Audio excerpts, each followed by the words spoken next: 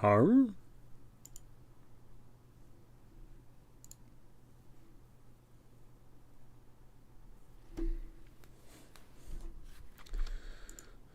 Okay.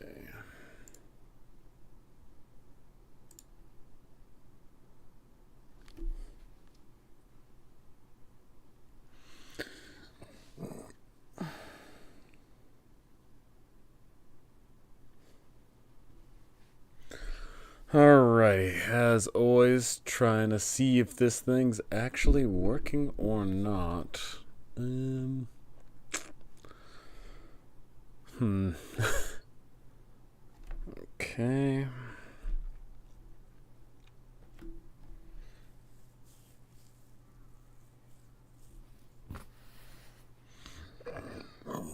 Oh, goodness gracious sakes alive. Error. YouTube is not receiving enough video to maintain smooth streaming. As such, viewers will experience buffering. What does that even mean?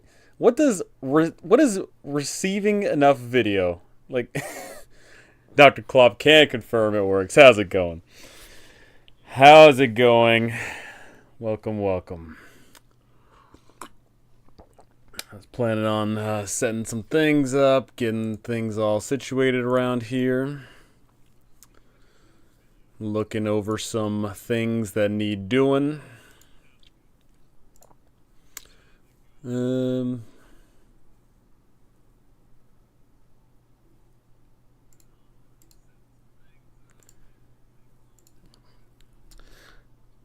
No video or audio problems here. Perfect. So YouTube is lying to me when they're telling me the live streaming's jacked up. Interesting. Interesting. Okay, so well, I bumped into another problem. The tab I had with the YouTube Studio thing actually just crashed on me. Okay. All sorts of problems here. Alrighty then. So I had several things I needed to do, but I didn't get it done in time with my previous activities to write anything down. So I'm just gonna have to figure out what I was gonna be doing because I am been scatterbrained for the past week. I have ran so many games and I've been doing a whole bunch of things on the side, and my life has been a little chaotic.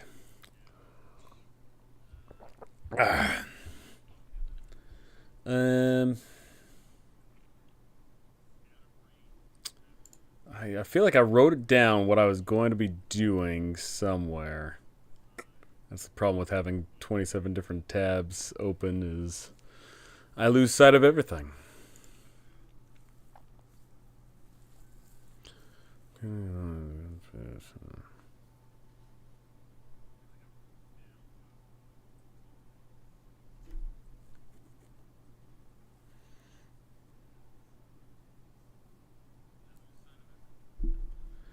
Okay, so here is the rub down. I am working on.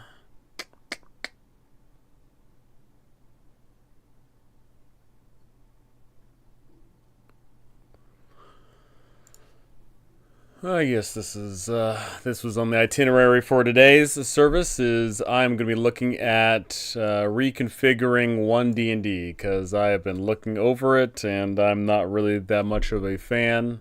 I feel like one D&D could have been a step up from 5e, but it's not even a true 5.5 edition. It is literally just a 5.1 edition. They literally just tacked on what's already been there and clarified some rules, changed some wordings here and there, and really didn't do too much with it. They are a multi-million-dollar company. They could have done something far grander. Every edition of D&D so far has always been a major improvement upon the last iteration, or not even necessarily an improvement, but they just add more to it. And I'm extremely disappointed that Wizards of the Coast took the 50th year edition of D&D and just said, hey, we're doing 5th edition again, but we're slapping in all the extra content that we've already done with it. So that being the case, I'm going to be going over some things and answering any questions and doing all that fun jazz. Preach! How's it going, Justin? How's it going? So, let me pull up a thing here because I've definitely got something.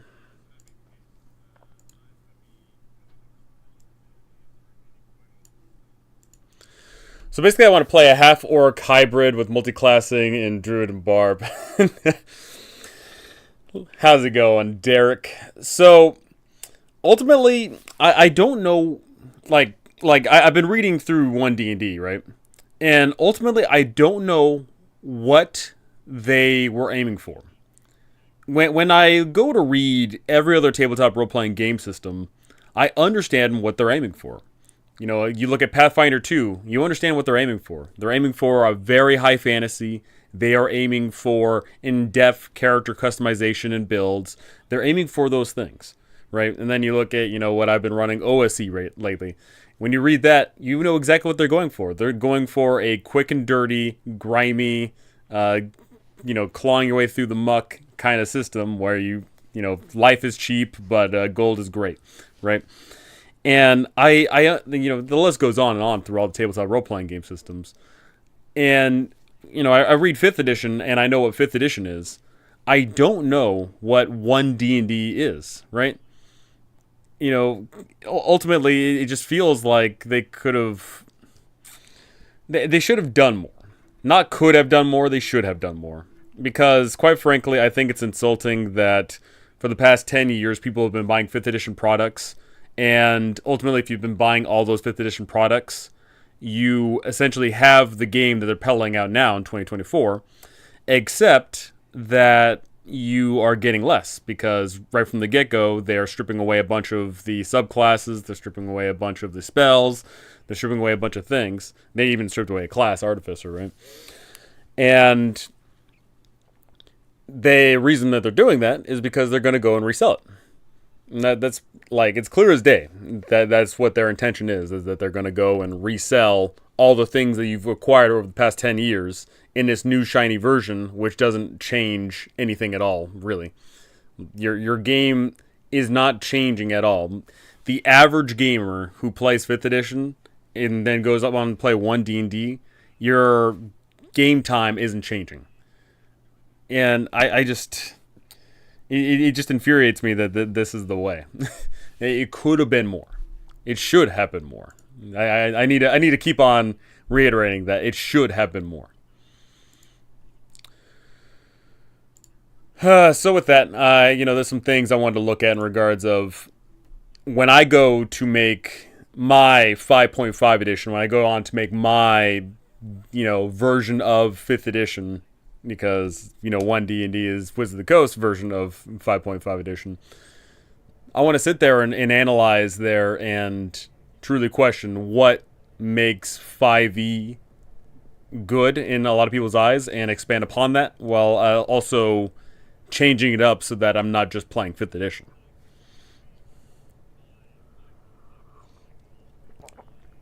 I wanted to take a look at all those things and go on through. So,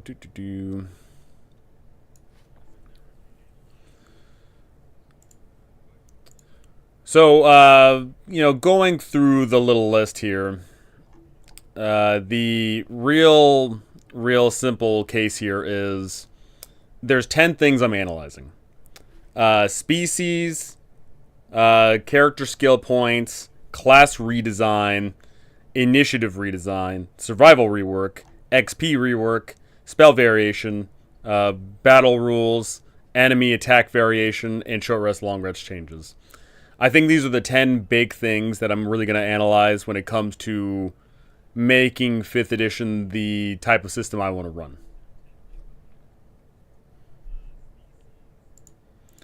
Yo, how's it going, chat? Just saw there was a stream. How's it going, AD&D? How is it hanging?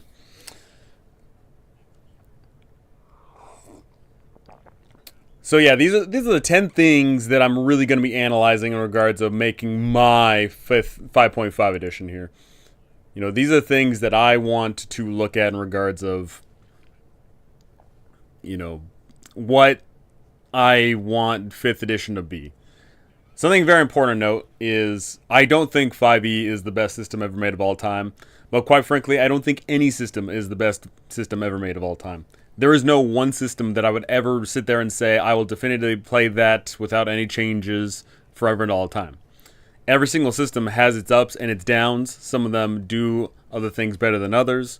And, they each have their own feels and themes. Some of them do whatever, they do, but, I don't hate 5e. I just want more from it because I have ran a bejesus ton of it. I have ran over 1,000 sessions of 5e, so I definitely want to change it up into the type of system that I would continue to run. Heresy. Impone, I think some of the changes that I'm going to be documenting up here, I think are going to fit more to you in particular. I truly do believe that. Because, in fact, some of the changes I do plan on iterating in this, thing is more character creation rules. At the end of the day, when you look at 5e, here's how you roll up a character. You choose your stats, you choose your class, you choose your race, you're done. Right? It's incredibly simple. Even like at level 1 it's simple, and then like theoretically if you go to level 3 then it's like, oh, you choose your class but then you choose your subclass, woo, right? But ultimately there's not that much in regard of character creation. Now the reason for that is to streamline the game and also to ensure that you don't choose the wrong option. Because if you look at something like Pathfinder where you've got a billion options for your character, you ultimately can create a bad character by choosing the wrong options. Finally, I can play a Necromancer. It's funny, in 5e you can play a Necromancer, it's just that most DMs would never allow it because at 7th level you can have a little horde of like 40 skeletons running around and making, the campaign a mess.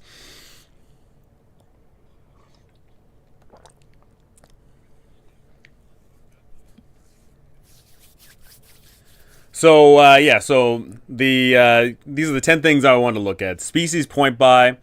When it comes to Wizard of the Coast, when they decided to go down this route, the new edition of 1 D&D here, ultimately they are still saying that your species still matters, right? Your species still gives you things. Your species still gives you, if you're a Dragonborn, you get the Dragon Breath. You're the Dwarf, you get the Dwarven Fortitude or whatever, right? And so basically, I'm going to carve out 2 options. Option number 1 is your species doesn't matter at all whatsoever. You can be a human, you can be a tiefling, you can be a dragonborn, you can be whatever. And none of that matters because you simply, that's just all fluff and flavor. And from then, you do a point-buy system of buying the racial species, these racial bonuses that you care about. Like maybe you do care about the Dragon Breath. Maybe you do care about the, I'm trying to think of all the other, racials that you get at level 1. The half-orc fortitude thing. The dwarven anti-poison thing. And instead of those things being tied to, half-orc and dragonborn and whatever else, instead those are just, generic things, and that's more tied to your character. Your race be damned. And then option number 2 is I lean more heavily into your species mattering. Because right now your species, is in 1D&D is it doesn't affect your stats at all. Or 2, it doesn't affect your stats because you get to choose a +2 here and a +1 there. But you still have the things. You get the little racials here and there. Ultimately, on that second path, I'm going to carve out is all of the racials are going to super duper matter, and there's going to be a bunch of them.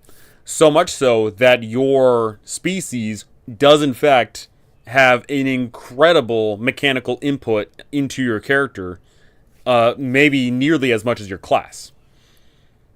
So I want to carve out those 2 options. Either 1, your species doesn't matter, or 2, your species super matters. Because right now in 1D&D, they tread the middle line where it sort of partially somewhat matters, but not really. Okay, I'm either buying fly or dwarf with turtle armor. See, and that's the thing, right? Is that like I'm gonna sit there and be like, okay, the Aarakocra flying is gonna cost a lot more points than the like dark vision. Although ultimately, I'm gonna look at dark vision and maybe change some things up with dark vision because I think dark vision is ultimately incredibly boring. So number 2 I'm going to be working on is character skill point buy. So in 5e, a character, like every character across the page is apparently great at everything, right? Apparently every 5e character ever made of all time knows how to swim, they know how to ride horses, they can do anything and everything, they can do all of that stuff right from the get-go. And, whatever skill, whatever. I also want to add a skill point buy system where you can, pick those things. Maybe you are an excellent swimmer. Maybe you are an excellent horse rider. Maybe you are ambidextrous. Maybe you are, like I want to have all the skills, not just including piloting a boat, land vehicles, things like that. I want to have that also be its own skill point buy system. Option 1 reminds me of making a character with the Elder Scrolls system. I'm trying to think, because I'm trying to remember, because I've not touched Elder Scrolls games in absolute ages. I probably haven't touched them in over maybe 12 years at this point. Trying to recall. An Asmar with fly can mean I can play an actual Celestial. There you go. So number 2 is the skill point buys in regards of the not traditional things. Number 3, and this is the big one. I think number 3 is probably going to be the biggest one out of all these things, is class redesign.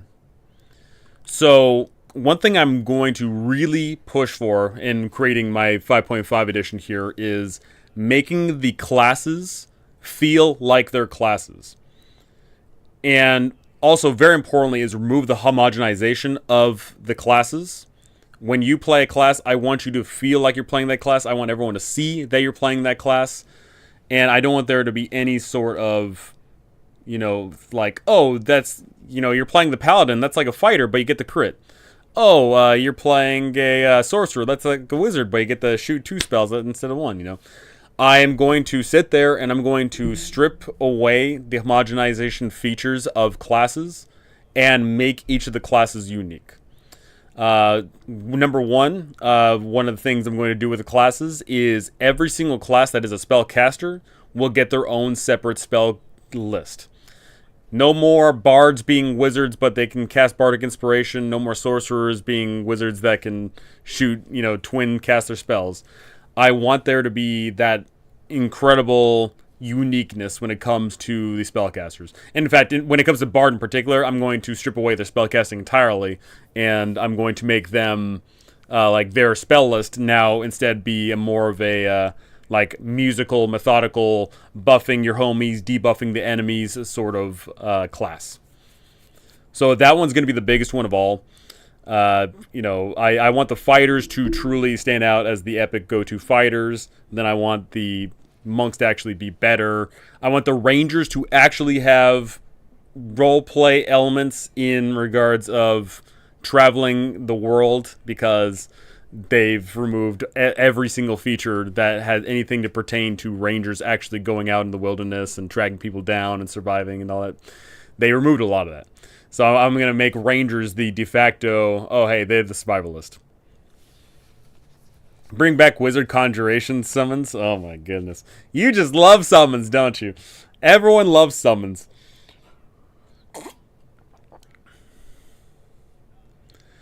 Number 4, initiative redesign. So initiative ultimately is boring. Here's how initiative works. Hey gang, the monster fights you. Roll initiative. You roll a d20 once. You add your dex bonus. And there's, I think, whopping 3 or 4 subclasses that actually change up your, bonus to your initiative. And I think there's like 1 feat that changes your initiative. And then that's it. And then you're stuck in that initiative forever and all the time until one of you is dead. I think that's incredibly boring. I personally have monkeyed with that. I played a bunch of different rulings in regards to that. One is, re-rolling each round. One is initiative bonuses plus or minus. Like maybe there is, a fighter gets a plus, whenever they hit an opponent to their initiative. Whenever, there could be spells that lower the opponent's initiative. Things like that. I want to summon a horde of angry chickens. I like playing with minions. I'm an evil mastermind at heart. Good to see you still at it. How's it going, Nick Neck? How is it hanging? Hell yeah, Zelda Chicken God Army. There you go.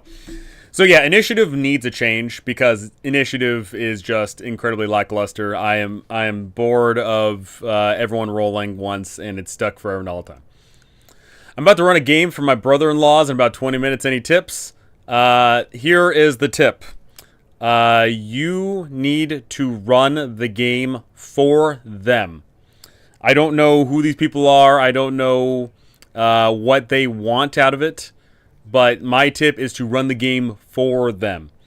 You run the game so that it facilitates a smooth, enjoyable, fast-paced, and unique experience. I think that's one of the biggest ones is out of all those, the smooth, the fast-paced, the whatever else. Having it be a unique experience is one of the best ways to run the game. And, have them thinking back like, oh, apparently we were on a spaceship the whole time. We apparently this evil bad guy we were set out to fight, that was actually a poor starving orphan, and the quest giver was actually the bad guy the whole time. Like, you need to have some uniqueness in there so that they remember it for, from the future to come.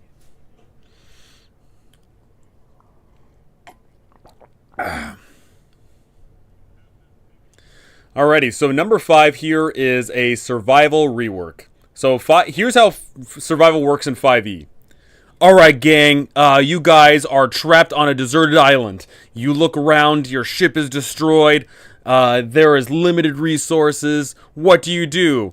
And then all of a sudden, the person says, "I cast Good Berry," and then we don't need to eat because we eat this one berry that costs us a spell slot. Oh, and then and then someone casts Create Food and Water, and then you don't need to worry about food and water at all.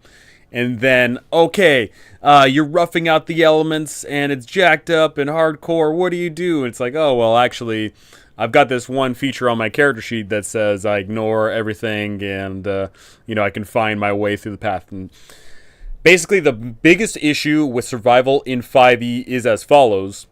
There is, like a few paragraphs on how survival works, but then more importantly, there's a bunch of spells, traits, features, and whatever else that simply say ignore survival, right? And that's the problem. There is no features that enhance the survival elements. There's only features that take away from survival elements. So ultimately, the real trick there is to remove anything that gets in the way of survival elements and instead replace them with things that enhance the survival. Things that encourage DMs to run survival elements. Things that encourage players to seek out these features to have a more enjoyable experience as they trudge through the wilderness. As they deal with the elements. As they forge forward into the unknown. And, yeah, survival needs that rework real bad. I feel the survival rework will need to have spell elements added to it. So, components to it. Yeah, so one of the big things about 5e spellcasting is, alright, the level 5 wizard cast all they got what, 4 plus 3 plus 2 spell slots, so they have a bejesus ton of spell slots. So they cast all these spell slots, and, oh man, this was such a tough day. We used up all our spell slots. Let's go take an 8-hour nap, and all my spells are going to come back no problem. So, one of the two of the big things that work with survival as well is it needs to work in conjunction with a new spell system, and it needs to work in conjunction with a new rest system. because the rest system is, you know, the rest system in 5e is not great. Will we be using these rules in our next campaign? I'd imagine so. Perhaps. Alrighty, number 6, XP rework. So XP rework is as follows. There is effectively 2 ways that XP works in 5e. One, use the XP system that's currently in place, which is abysmally atrocious. And secondly is milestone. Now, the XP system currently in place is as follows. There is guidelines for awarding XP for killing monsters or beating monsters or, whatever, overcoming the monsters. But it's incredibly terrible, it's incredibly lackluster, and it only facilitates games where you're constantly beating up monsters, which not every campaign of D&D is all about. The second is milestone. And I like milestone for certain campaigns. Milestone is actually really great when you have a clear-cut set of goals and objectives. Oh, hey, you guys have to go and conquer the 5 mountains of the evil dwarves, and you basically tell your players every time you conquer one of the 5 mountains, you gain another level up. That gives your players a clear goal, a clear incentive, and it works just fine, right? But ultimately, not every campaign you have those clear-cut objectives. Not every campaign is all about providing those, goals. Not every campaign is all about that. So there needs to be a better XP system in place. So one quick one is a simplified XP system where you present challenges, and for every challenge that they beat, they get a certain amount of XP. Maybe it could be, if it's an incredibly small challenge, they get 1 XP. If it's an incredibly harsh challenge where, life and death and limb is on the line, then it could be worth 10 XP. Things of that nature. Really simplified XP system right there. Other ones would be, completing goals for helping others. Also, very, very importantly, is an XP system. I should write this down while I'm at it because I totally didn't write it down. Is class XP. So doing something that your class does is a way to reinforce the positive aspects of playing your class. Hey, you're the fighter. You go to fight someone, you get an additional XP. Oh, hey, you're the cleric, and you heal the poor person that got injured. Boom, you get XP, right? Things like that. And then also, even going further beyond that, is background XP. That could be something along the lines of, if you are a noble, you go attend the royal ball, boom, you get XP for that. I'm down for better XP system. Just don't go back to treasure and gold being the XP. Ultimately, 5e is not a game about gold. Vanilla 5e, I should say, is not a game about gold. So I wouldn't do that personally.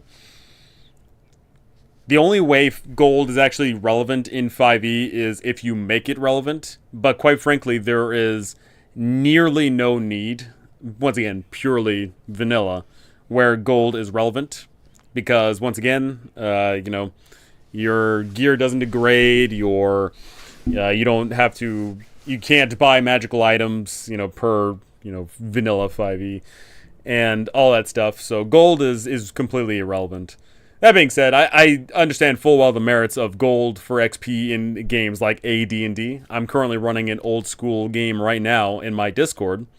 And that is, in fact, using a gold for XP system. And it makes sense because they are actively using their gold after that mission for various things. They are buying equipment. They are hiring mercenaries. They are getting rid of the disease they just got. They are, buying even further more XP. So it makes sense for gold in old school games. But in modern games, it just doesn't really fit the very traditional tone.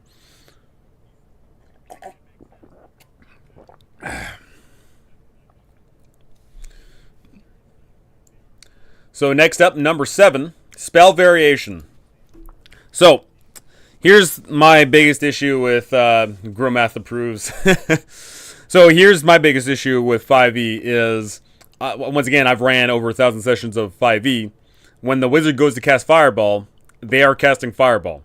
That Fireball is apparently a pinpoint, laser-guided, accurate Tomahawk missile that hits its perfect target every single time. And that's that end of story, right? Whenever anyone ever in the whole multiverse of D&D casts Fireball, it's always going to be that Fireball that's pinpoint accurate and nothing ever changes about it. What up? What's up, Overboard? How's it hanging? So ultimately, mind you, Fireball isn't the only issue. Like, literally every single spell in 5e, it will always do the same thing. Because that's what these spells do, right? So ultimately, I'm going to add several things in it. First off, I'm going to add a spell variation. Hello, just got here. How's everyone doing? How's it going, Spellcrafter? How's it hanging? So ultimately, I'm going to be adding spell variation in regards of every spell there is, right? The Fireball isn't always going to be a 20-round Fireball that does 8d6 damage. Sometimes the Fireball scatters. Sometimes the Fireball does more damage. Sometimes it does less damage. Sometimes it's a bigger area. Sometimes it's a small area. I want magic to feel magical. That's a really good point. I never thought the 5e spellcasters having aimbot for every spell. They do. And that ultimately what ends up happening when every spellcaster has aimbot attached to them is there's a lack of somewhat, like, for me, I sense a lack of verisimilitude. But even further to the point, it draws away from this game being a role play, personal game, and it draws me more toward a wargamey RPG. And I don't play D&D to be a wargamey RPG. I play it for the role play elements in regards of playing flawed characters, for dealing with horrible events, for being not video gamey. Some people do. That's perfectly fine. I'm just saying I don't. And so when you incorporate a little something like that in regards of Fireball no longer always doing the exact same thing every single time, it's not always going to land in the exact same spot you place it in. It's not always going to be a 20-foot radius. It's not always going to do 8d6 points of damage. It feels more magical to me. And that's honestly my biggest issue with spells in 5e is magic is not magical anymore, right? The first time I played D&D, for sure, magic is epic. Like, the first time I played D&D, I was a fighter, and so I just went around and, stabbed and slashed everybody. But then, as we're leveling up, man, that cleric was just casting stupid little cantrips a few levels ago, and now they're bringing down lightning. Like, that feels magical to me. That was epic. And I'm trying to think of all the other people involved in that party. There was a cleric, there was a ranger, there was oh my gosh, cleric, ranger. There was a wizard. Yeah, there was a wizard, right? And that wizard going from just throwing out a dumb little shatter, which does like 2d8 points of damage or 3d8 points of damage, something like that. Going from that at 4th level and then at 5th level shooting out that fireball, like, that's like, whoa! And I do distinctly remember, in fact, the very first combat I got into at 5th level ever in 5e, because before that point, I was the damage dealer. I was the fighter. I was the dual wielder. I attacked way more often. I'd do the action surge. I'd swing a bunch of times. I was doing the damage. And then all of a sudden, at 5th level, I distinctly remember the wizard going to cast Fireball on a huge group of targets and did 8d6 points of damage to, like, a crowd of enemies. And I distinctly remember sitting there going, oh man, I'm like retired at this point because I used to do all the damage and now Fireball does, all this damage to all these people, right? And right then and there, it did feel magical to me. Like, the very first time, it was magical for me. But here's the problem, is the majority of players are not first-time players. The majority of players are repeat players. The majority of the time you cast the spell, it's not the first time you casted that spell. Majority of the time, when you see a spell go off, you know exactly what it's going to do because you've seen it before. And ultimately, that's what I'm going to be doing with spell variation, is I'm going to return that magic back to you. No longer is magic going to be the end all be all, always accurate, always perfect, always going to be the same thing, always written out exactly the same way. I want that magic to return, and spell variation is realistically the only way I can do it, because the only other way there could be magic in D&D again is if we, made new spells, right? Because, when new spells come out and you see that spell being cast, you're like, whoa, But, I'm not going to do that. I'd rather just take the spells that we have and change them up. Add that variation. 8 to D6, that's pretty much a nuke in D&D. And also, that's another thing, too, is there is the caster supremacy in D&D. So, once again, looking at a 5th level character, a 5e fighter, if they were to, let's say, be wielding a D8 weapon, and they can now attack twice, so they do 2d8 points of damage. But then they action surge, and then they attack 2 times again, so they do 4d8 points of damage. But actually, they don't always do 4d8 points of damage because, they can miss. Fireball does not miss. Fireball is guaranteed. You are rolling that damage die no matter what. And also you have the added benefit of hitting multiple people. So, on average, for a fighter to catch up with a fireball hitting 3 people, it would take the fighter multiple turns to do. And so there is that, caster supremacy in D&D for sure. But my practice fireball isn't affected by things like gravity and wind that hinder all of the mundane projectiles that the plebeians use. Exactly right.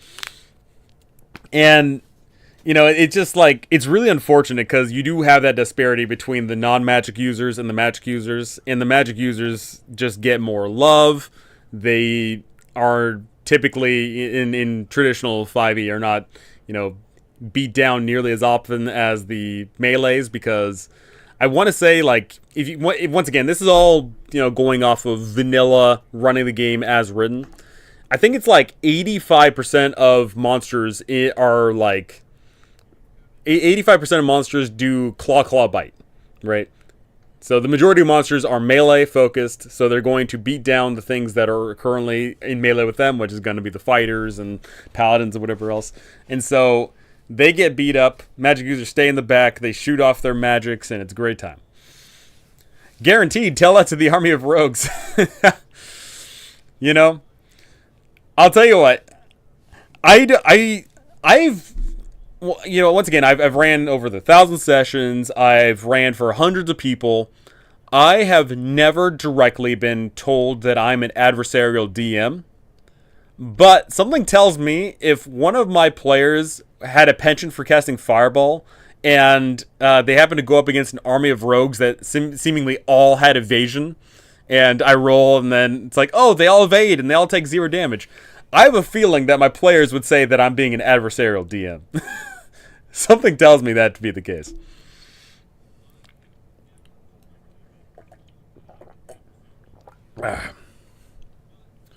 Alrighty, so that's number 7 on my docket for making my own version of D&D.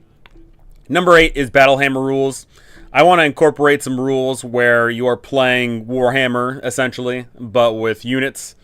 I've experimented around with a couple of things. I've gotten some feedback. I think I'm ultimately probably just going to use a D20 system for that because, I was using a D10 system, but it does slow down the game pretty dramatically. And I think 5e does a lot better or not just 5e, but tabletop games just do better when you're more quick about it. Number 9, enemy attack variation. So going back to the monster does claw bite. Here's how a vanilla engagement goes. The monster runs up to the fighter, they claw bite, then the fighter slashes them, the monster claw bites, repeat process until one person dead. And that's incredibly boring. It's incredibly boring for a number of reasons. One, because it's not engaging with the character at all whatsoever, other than just saying, hey, did my roll beat your AC? And you say yes or no. It's that simple. There's no interaction. There's no engagement therein. So enemy attack variation will incorporate a number of things, including attacking more than just the AC. Some monsters, for example, will directly attack your stats. Some enemies will, when they attack you, they don't roll to attack. Instead, you as the player have to roll a dice in order to overcome them. Like that could be, oh, the ogre, sweeps up against you. Roll a dexterity save, and then you duck out of the way. And also, something very important is adding the variety of rolls. So, like for example, the ogre takes a big ol' swing at you. Roll a dex save. On a 0 through 5, you take 4d8 points of damage. On a 6 through 10, you take 3d8 points of damage. On a 10 through 15, you take 2d8 points of damage. On a 16 through 20, you take no points of damage. And that right there adds engagement. It's no longer, I go player, I attack you, okay, now you go. Like, that adds variety right there. I know some people give 4th edition a lot of guff, but I like how the monsters had different attacks and you scale the attacks according to the level of the party. Yeah, so 4th edition has, it got a lot of hate, but it's funny because a lot of people actually like a lot of the elements of 4th edition. It's just a matter of when you piece together 4th edition overall, it had some issues, and one of the biggest issues, of course, being combat takes forever and a half, but, there's a lot of elements in 4th edition that a lot of people love. But I ditched my dex stat. And so that's another thing, too, is it's not always going to be dex saves, right? Like, it'll be something along the lines of, the ogre does that and you got to make a dex save. Or, next up, it'll be the banshee wails at you. Everyone has to make an intelligence saving throw as you start to lose your mind, right? It'll be, I'm trying to think of all the other monsters. The goblins just charge headlong into you, make a strength saving throw, or else they, do various things. Big fan of dex checks and strength checks to dodge, overcome attacks. Absolutely. And that can be incorporated even more into also the mental checks as well, right? That can also be incorporated into, trying to think off the top of my head. Besides, like, the banshee wailing, you got to make an intelligence saving throw as you're tearing at your mind. It'll be, the vampire looks at you funny. Everyone has to make a charisma save. But I ditched my instat. I ditched every stat. I ditched every stat but strength. And, just adding more variety other than just, on my turn, I roll d20s to attack your AC will give the monsters a bit more longevity. It'll give players more interaction. It'll force players to keep continuing to watch. Can we invent a charisma save? Make a save with my fugly good looks. There you go. As you pull off your mask, the enemy is mortified. They must make a charisma saving throw, yeah. And yeah, just adding the attack variation, because the sad part is, once again, looking at the monster manual, I could throw a dart at the book, with all the pages lined up, and I'm going to land on something that says, oh, this monster is da-da-da. But it doesn't matter what that monster is, because the monster boils down to a stack of hit points, it attacks, claw, bite, and then that's it. So it definitely needs more attack variation there. And I'd argue out of all these, between the class redesign being probably the most important one, the short rest, long rest variation is the biggest one. Because the entire game, every single process, every single mechanic, every single spell, every single feature, every single thing revolves around how often you get to do that thing.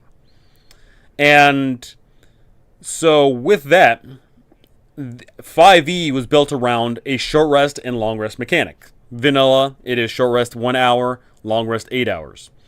You can only gain the benefit of a long rest once in a 24-hour period. You can gain short rest any number of times, per vanilla.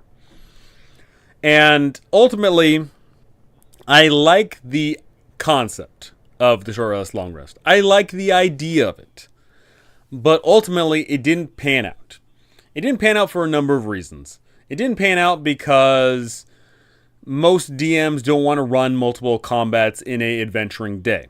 It didn't pan out because there's a bunch of get out of jail free cards which allow you to take a long rest undisturbed.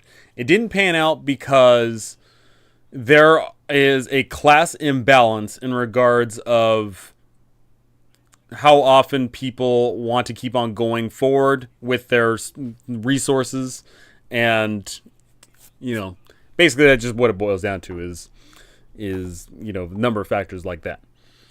So purely vanilla, if you were to run one encounter in a day, looking at the wizard versus the fighter, if you only ran one encounter in a day, the fighter cries because the wizard gets to cast their fireball and do all the damage, although meanwhile the fighter got to attack, twice and then just sit there and be miserable. But then conversely, you run 10 combat encounters in a day, then the wizard cries because in the beginning the wizard was doing good, but they eventually run out of spell slots. They are getting weaker over time. They have way less HP. They're using up all their hit die. They're only down to cantrips now, and they're miserable. But the fighter gets to keep on chugging along because they keep getting HP back from their second wind, and they're just a marathon man. The fighter keeps on going and going and going.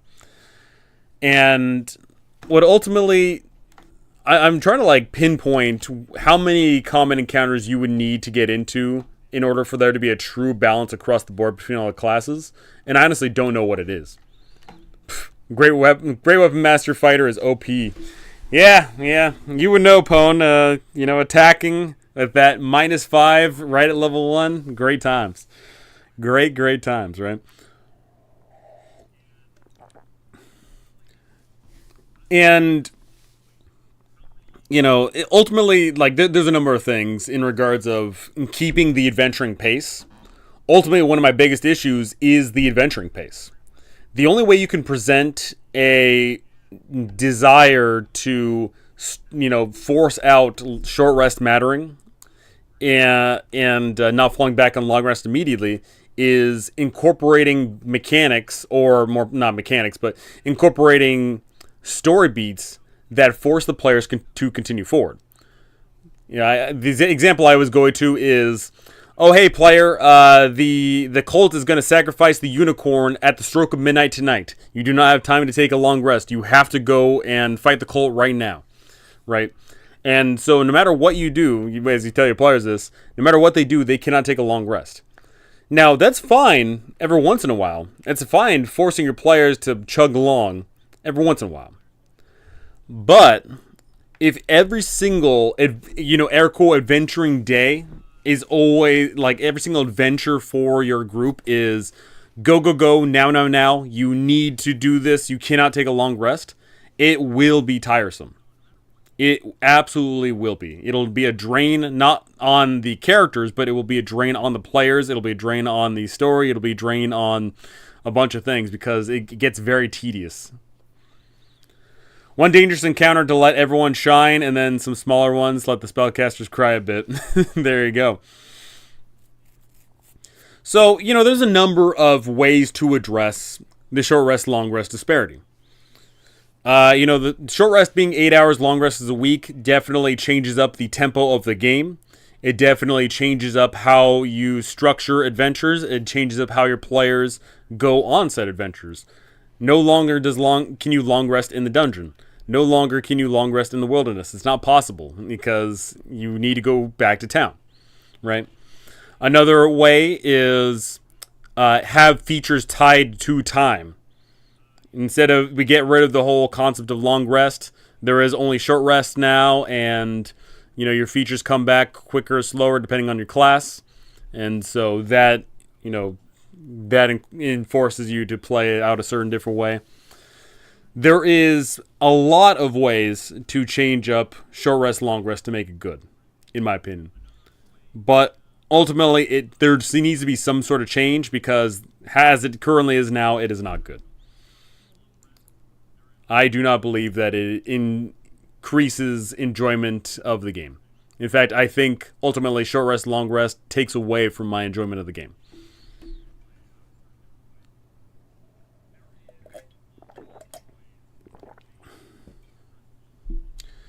Alrighty, so Yeah, that's essentially what I'm going to be working on for the next coming little while. I'll be making a whole video on series on this. You know, I'll be making video on each one of these little things, and I'll be releasing this document once I've gotten it all written up. But ultimately, there's a lot that needs changing to make the D&D, make D&D the kind of D&D that I want to run. What's your option on table events tables on that subject?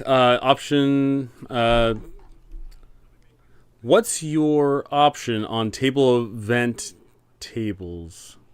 Table event tables on that subject. I feel like I'm having a brain aneurysm trying to make sense of that. Table event tables.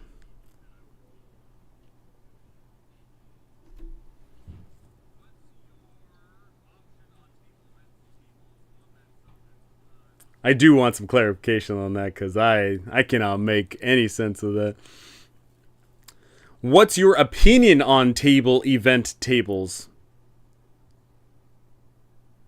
It's all good. It's all good. On table event tables on this, in regards of what type of event tables? What do you mean? Are you referring to things like random monster encounter tables, like things like that, or are you referring to like? I'm curious what kind of event tables you're talking about. Hello from sunny Sydney. Love your Strahd content. Use it regularly. Thank you, Caitlin. I'm glad it's getting some use. I put out that series a while ago, and let me tell you, people continue to use it to this day, and I'm ever so thankful that I got to help out a bunch of people, because that book is not the kindest, and, it's awesome to see that Strahd gets some love to this day.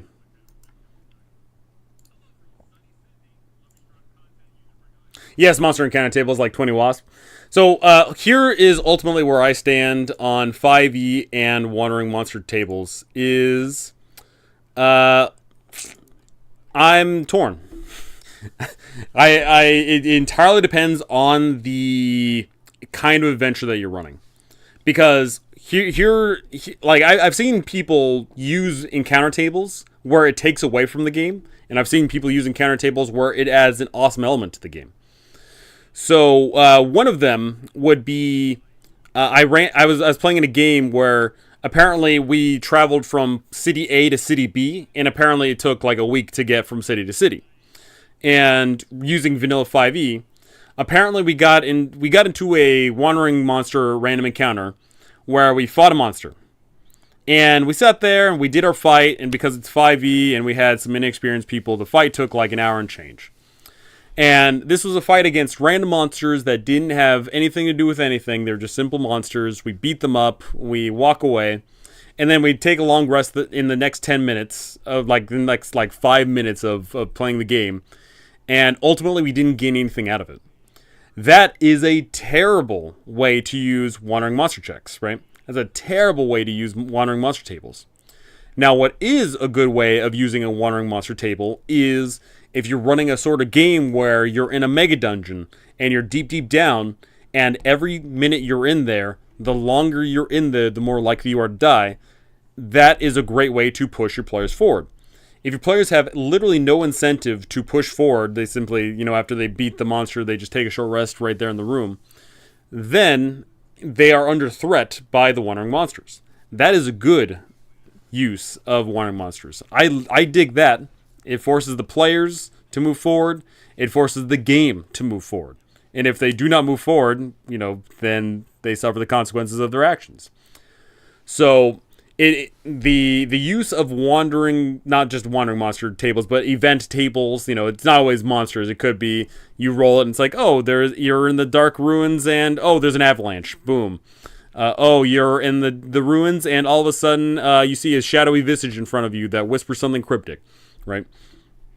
Whatever the wandering check is, whatever the event table is, there are great ways to use it, but there are terrible ways to use it. It entirely depends on the kind of game, kind of adventure, kind of setting, kind of feel, tone, and theme you are going for.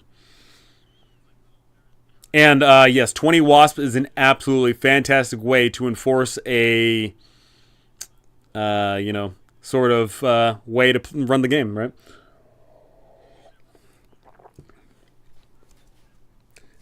Now, I've got some players here who are part of a supposed TPK that involved a whole bunch of wasps.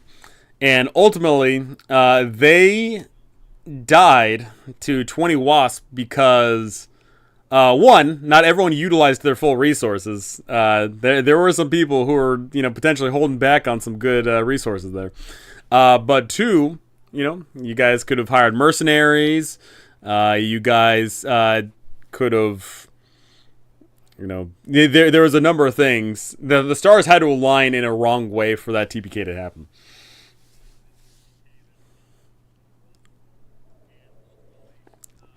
I feel like there's utility in using them for inspiration. I tend to curate them so they're thematically appropriate and rewarding, or use resources ahead of a fight to make it more challenging. And ultimately, that's a great thing, right? Is using resources.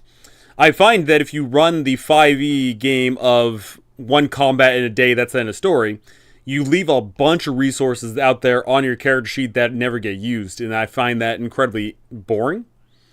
But if you have the prescribed, combats of whatever it is that they're doing, but then also the wandering events table, the magical events table, whatever it is, that forces them to use resources that they normally wouldn't think to use. It forces them to use their resources, and also, very importantly, it forces them to think about their resources.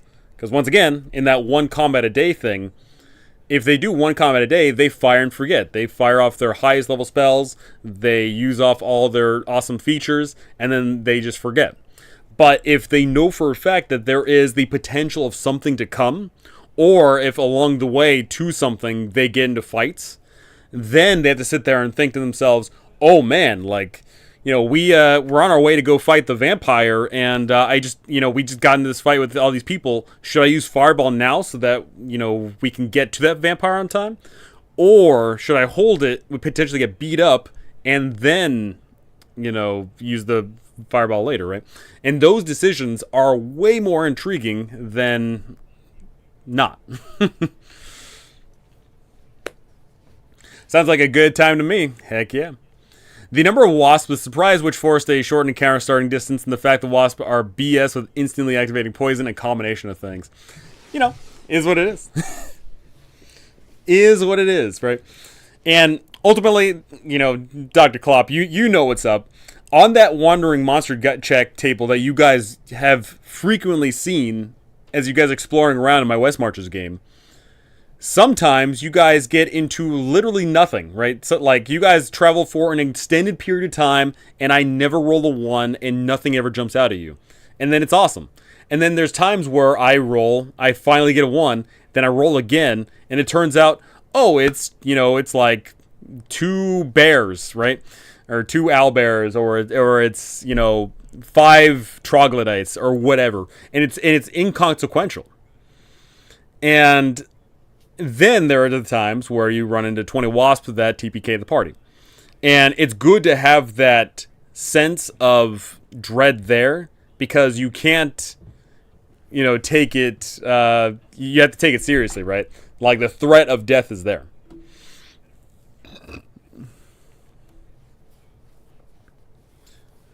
In Warhammer Quest, you, when you enter combat with wandering monsters, then 3 rounds later, attract more wandering monsters, which to me makes combat a slog. Yeah, I've seen a little bit of Warhammer Quest, and I was not particularly interested in it myself. Advanced Hero Quest is guilty of this too. Yeah, I'm not, I'm a Warhammer nerd myself. I don't play, the actual tabletop because I'm way too poor to afford that nonsense. But, I've seen a little bit of Warhammer Quest, and I was not terribly impressed. I didn't bother recording outcomes of random encounter table until I hit those wasps. I'll tell you what, I'm very transparent when it comes to a DM. I know there's some DMs who love to sit there and roll behind the screen. They sit there and they narrate what's to come. There is very little I am willing to roll behind the screen.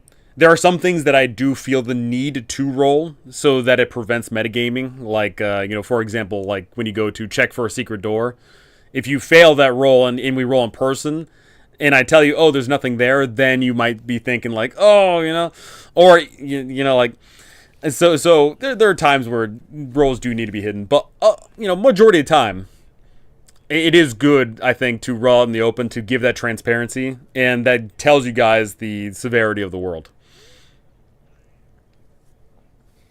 80 attacks. 40 that one-shot party members. Like the Ankeg we ran into the game I joined. Yeah, Ankegs are terrifying, right? The Ankegs are absolutely this terrifying behemoth that's apparently floating around in this, cavern that have absolutely murdered a bunch of people. No PCs have died to Ankegs yet, but you guys sent out a bunch of mercenaries, and those mercenaries got wiped. Mercenaries got absolutely floored by some Ankegs. So, Ankegs are...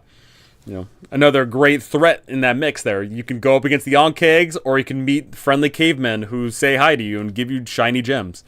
It's good to have Wandering Monster, or it's good to have event tables like that.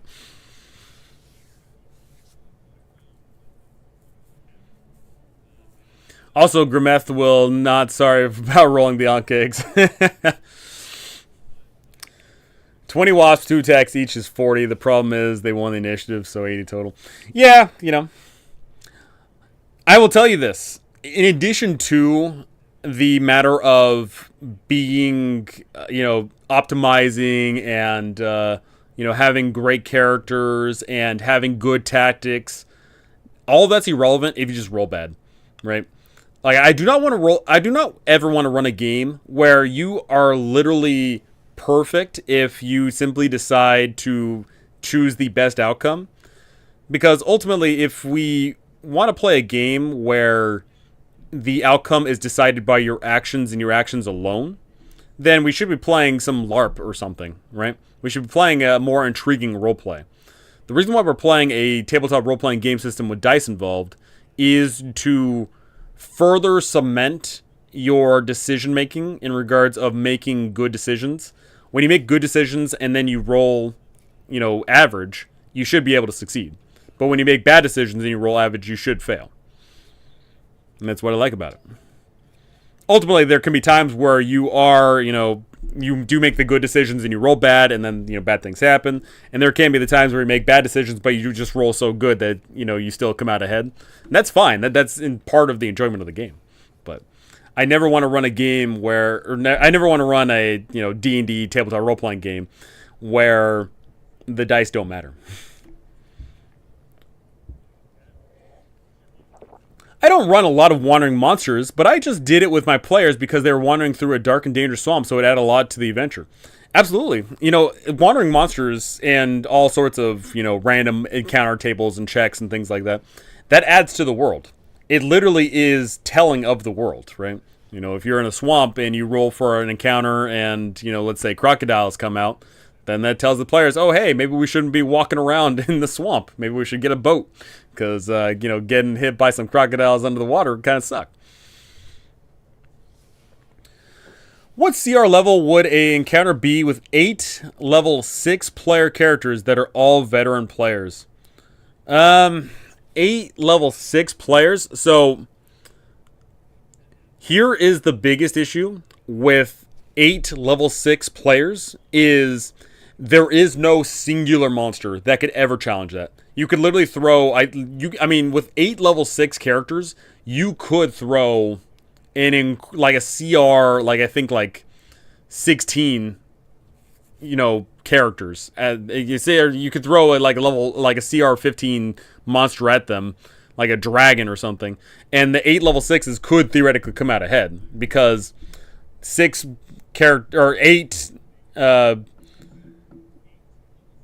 characters is a ton. Basically something important to note is the game is balanced around 4 characters for 5e, but like I say balanced, like the CR is like calculated to 8 or 4. So, but 8 level 6 players are insane. insane. So ultimately, what I'll say to that is, I don't know the CR calculations off the top of my head, but there is no singular monster you can throw at them. The only way you can make that fight ever engaging, worthwhile, and enjoyable is you have to throw a bunch of creatures out there, and you have to have interesting terrain. That is something a lot of people forget, is having a unique like fighting arena is incredibly engaging. If you are fighting the dragon on a 25 by 25 square grid in the middle of a field, that's boring. But if you're fighting the dragon in a lava-hewn, dungeon with stalagmites and stalactites sticking out everywhere that occasionally fall down and create cover and occasionally fall on people, that's engaging. So what I'll say to that is you would need to incorporate multiple enemies and an engaging biome, engaging environment to fight them. I never make bad decisions because my character never leaves the starting town. Hey, that's the smartest character you can make right there. Make them face other player characters. I personally don't condone 5e PvP because 5e is not terribly well balanced for PvP. Especially when it comes to spellcasters having spells that can shut down marshals. Okay, Chad, I'm out. See you guys hoping to join the next weekend game. Heck yeah, AD&D, see ya. Hello, everyone. Hello, Megan. How's it going? Hey. So you feel my pain, LOL. I have plenty of cool terrain and plenty of minions. Yeah, that's what I'll say is, you can incorporate a number of different ways. You could, like, going with the dragon example, it could be one big dragon, and then it has a whole bunch of minions. Like, it's got a ton of kobolds, a ton of cultists, a ton of, bugbears, whatever it is, right? That gives you a variety of engagement with 8 players. The players can divide up. Some of the players say, oh, we're going to deal with the dragon, you guys go deal with the minions. And then you incorporate the environment therein. And there's a lava pattern on the floor that's constantly changing and moving in the environment. That is a great way to enforce different play styles, change up the tactics, change up the regular, as it were.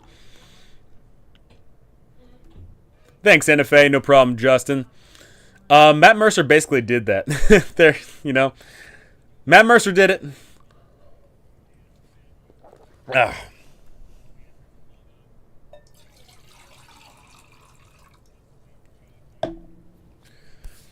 Or, I think, when it comes to 5e, when you go to build encounters, you can build tall, just have like 2 or 3 big monsters. You can build wide, where you've got, 20, 30 monsters. You can build so many different ways. And it's important to have that variety therein, because if it's always like, oh, my party fights one big bad monster every time, then that does get a little stale. There does need to be a variety of encounter design therein.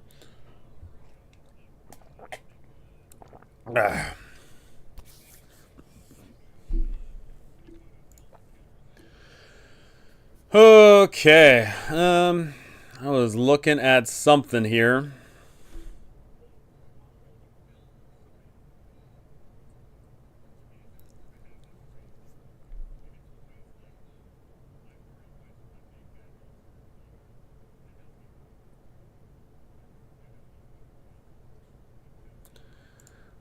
Oh, well, if Matt can do it, then I should be able to do it. There you go.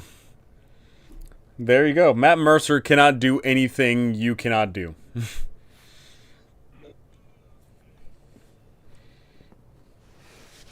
But I will say, conversely, there are actually things you can do that Matt Mercer can't do. Because Matt Mercer has to play to a certain beat in order to entertain the masses that they've cultivated, so they have to run the game a certain way. But you can play your own beat. You can play your own set of drums, and you can run the kind of game that excites you and your players. Because, spoiler alert, there are people out there that don't like Critical Role. That exist out there. So you can run a game that's not like Critical Role.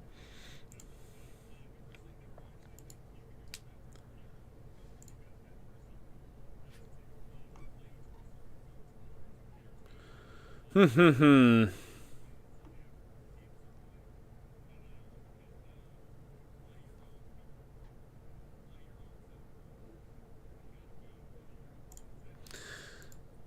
Matt Mercer allowed his players to kill his dragons. Unforgivable.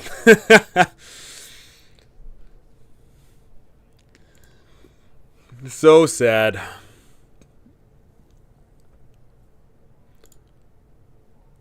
Okay, so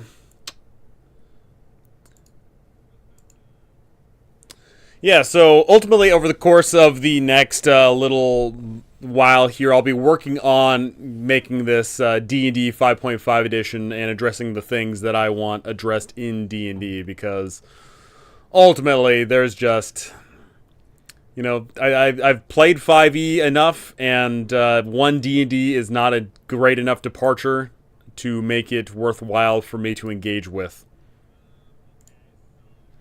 I love to watch Critical Role, but I sure didn't want to play like that. I'm much more of a what is happening than how does this make me feel. And ultimately, I think that's part of it. Is I know full well I would not enjoy being a player at the table in Critical Role. First being is whenever I am a player, I don't want to be a player with 7 other players. That's just my 2 cents in it. Is if I'm a player, I don't want to be with 7 other players. But also, just the nature of those games doesn't typically strike the kind of adventures I want to be in. That being said, for any of you who have seen it, I would love to be DM'd by Chris Perkins. He does exactly what I want if I was to be a player. If any of you have watched Dice Camera Action, he ran a fantastic game, and oh my gosh, that game just is exactly what I love about D&D right there. I absolutely love it. Chris Perkins is amazing. So sad that the show can no longer be aired. Or at least they stopped airing it because of a certain controversy with one of the players that ended up being fake news, and, is what it is. My favorite part of D&D is nailing my character voice. Unfortunately, most groups I play with don't go that deep. It is a shame, because I personally love voice acting, and whenever I do voice act, it's a really great way to, separate the NPCs out. When I play like this, you know exactly what NPC you're talking to, When I sound like this, everyone knows you're talking to good old Meepo the Kobold.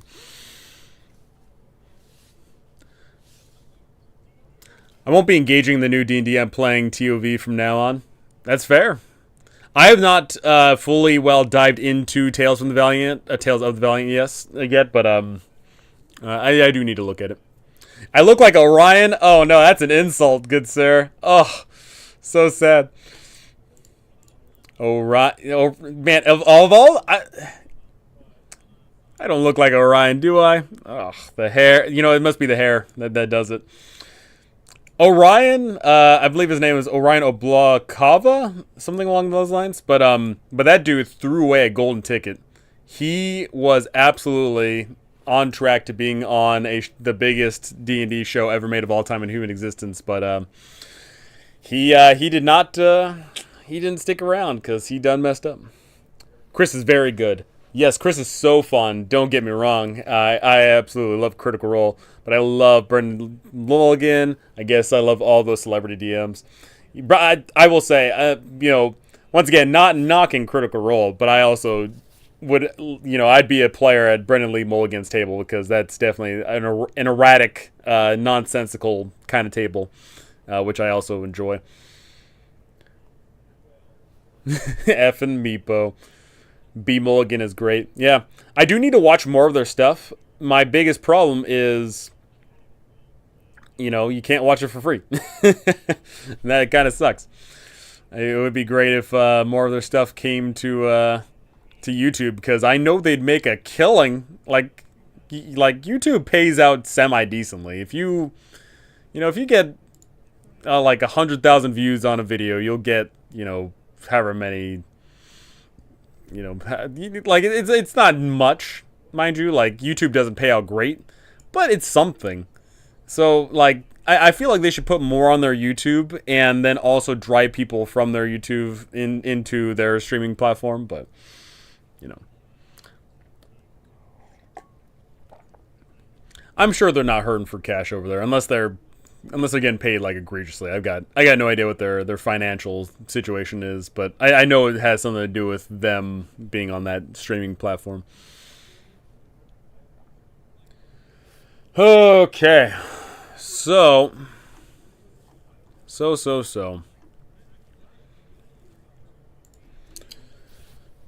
Whew, so how's everyone doing? What's going on? What's going on right now? What's going on with everyone's games? Because right now I'm in a weird position where I've been running a bejesus ton of public games in my Discord, but unfortunately my private games have dried up due to some scumbag players not showing up on time or not realizing that we play on the same day at the same time every single week and somehow forgetting that. It's kind of weird. But let me tell you, those public games, I've been running a bejesus ton of. I have in the past, I think 2 months, is it? Let me double check here. I started running my public West Marches game on July 8th. So nearly 2 months. In those 2 months, I nearly I've ran 27 sessions. So I have ran a bejesus ton of games in the past 2 months.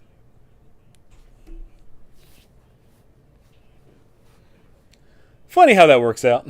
I like watching Lawhammer's channel. They do Warhammer Fantasy Roleplay. The DM is the guy that used to write a lot of their material. That's dope.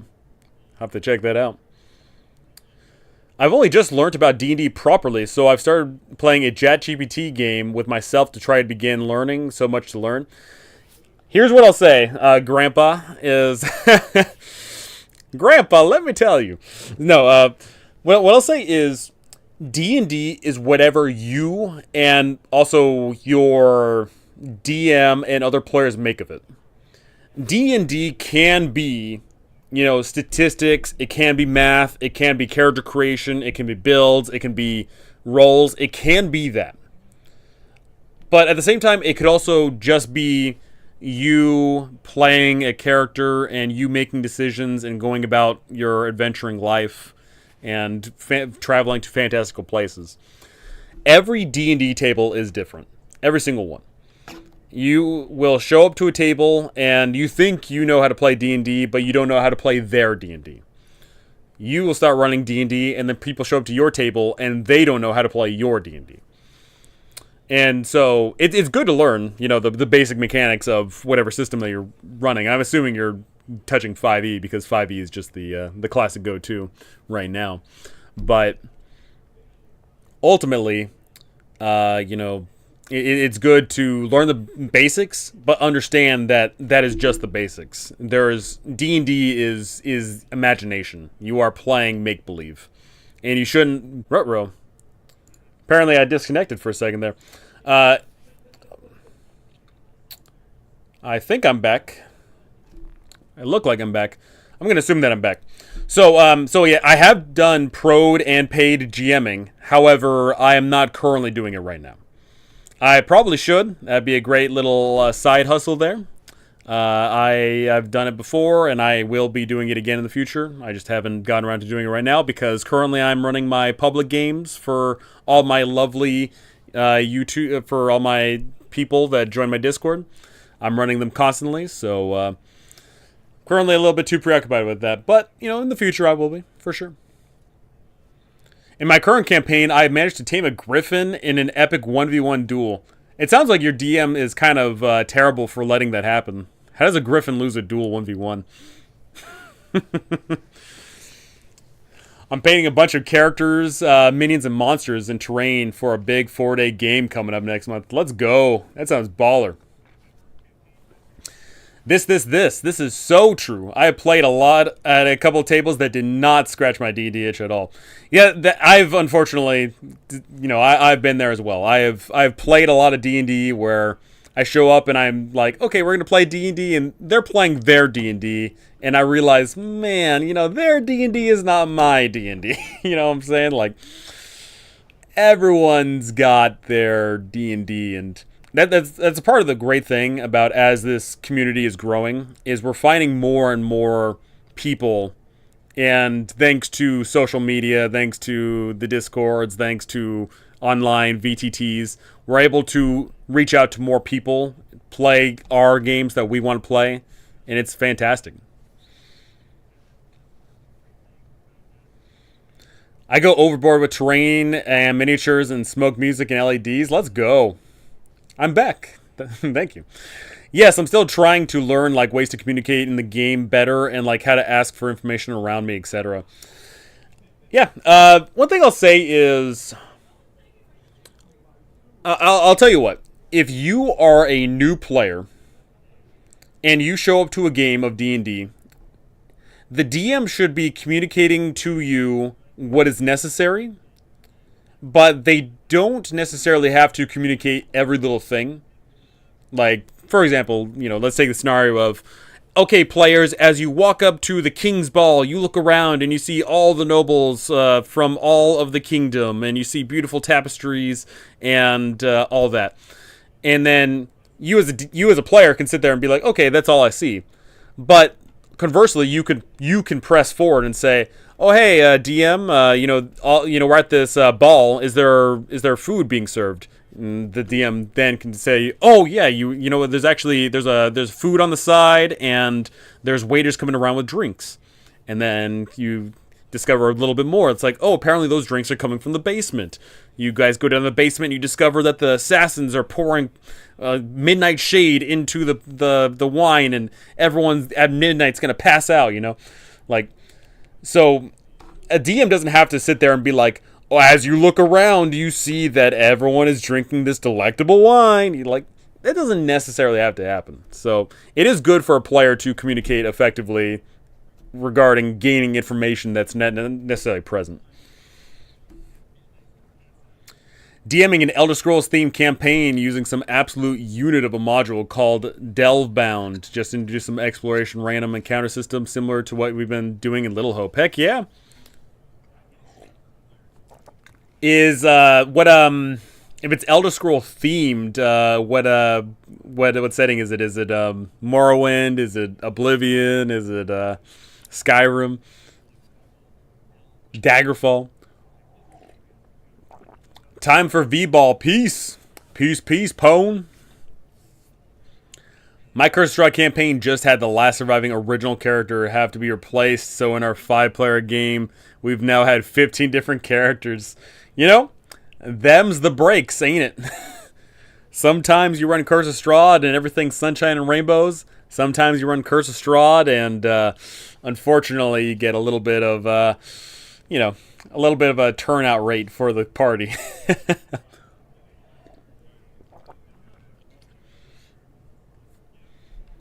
That's just the way it goes.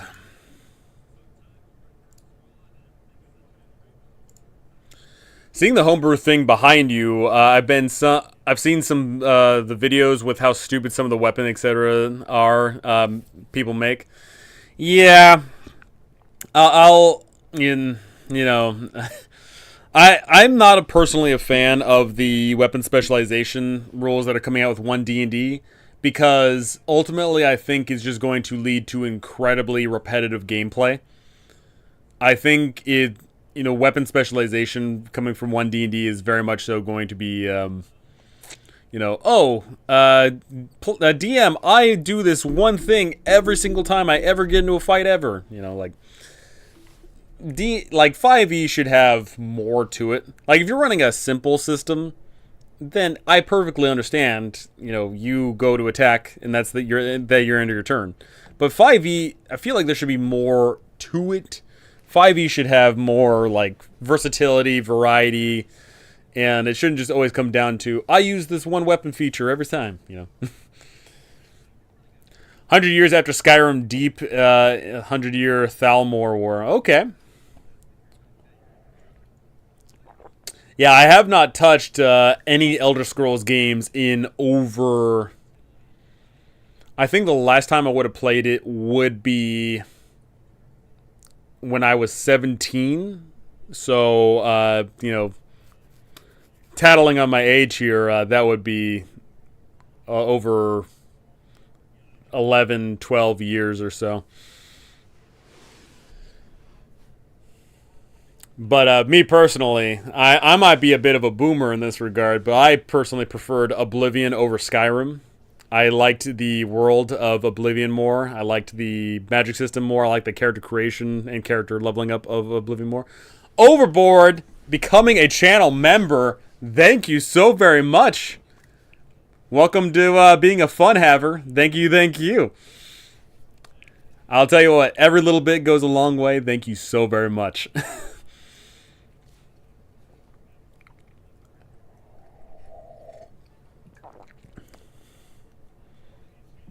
It's funny. I've never thought, like, I see a bunch of other streamers. They do things. They first off, they have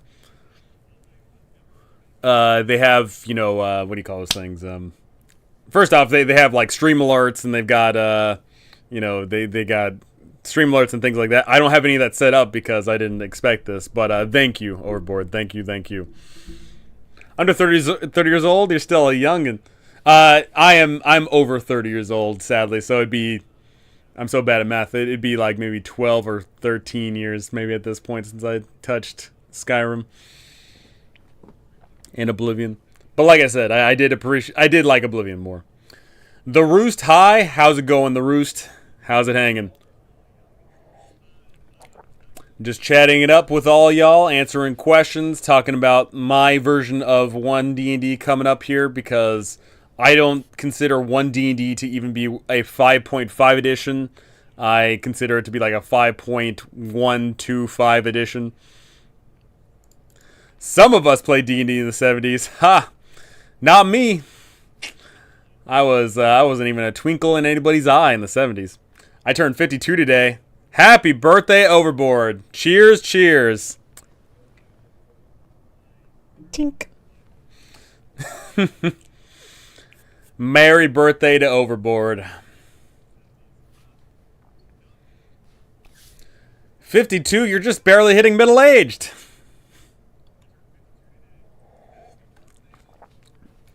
Oblivion was definitely what got me hooked. Being able to pick up food and weapons off the ground, move them around was mind-blowing back then. Do you have live campaigns or one-shots? I am currently running a West Marches game in my Discord. So if you join my Discord, I've got a link in this, in the doobly-doo of this video. If you join that Discord, you'll see that I've been running a West Marches game, and I've had over 20-some-odd people join that game. And in the past 2 months, I've ran 27 sessions of it. So if you are looking to join a public West Marches game hosted by yours truly, then feel free to stop on by. 5.24 version, I like that, is in an update of 5th edition, which is so good. Yeah, I definitely, when it comes to like all these points that I've got listed here, I want 5e. Can you explain the term West Marches? Thank you. So West Marches is as follows. The idea of a West Marches is when you go to sit there and you play a regular game with your friends, you say, hey gang, we're going to play on Thursdays, from 5 to 8 o'clock, every Thursday, right? And then you sit there and you play your game, you leave off somewhere, you pick up the next week, and you keep doing this forever and ever. The idea of a West Marches is you have a public game, public people, a bunch of people show up, but the trick here is that at the end of the session, the players have to return back to home base, because the next time I run a session, it could be an entirely different group of people. Like, let's say, for example, I run a session on Thursday, and I get players 1, 2, 3, and 4 to show up. Then I run a game on Friday, and then I get players 1, 2, 6, 7, and 8 to show up. So I got some people from last time, but I got a bunch of new people. So I can't have, the game lingering in the middle of the wilderness. I can't have the game ending in the middle of a dungeon.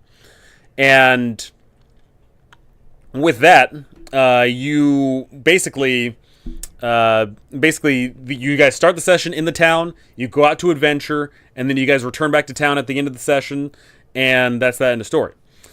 And with this West Marches in particular, the pitch is that you guys are all part of a group of people that got teleported to the bottom of a dungeon, and you're now exploring that dungeon. You guys are going out, you guys are beating monsters, you guys are getting loot, you guys are trying to figure out how to escape from this dungeon.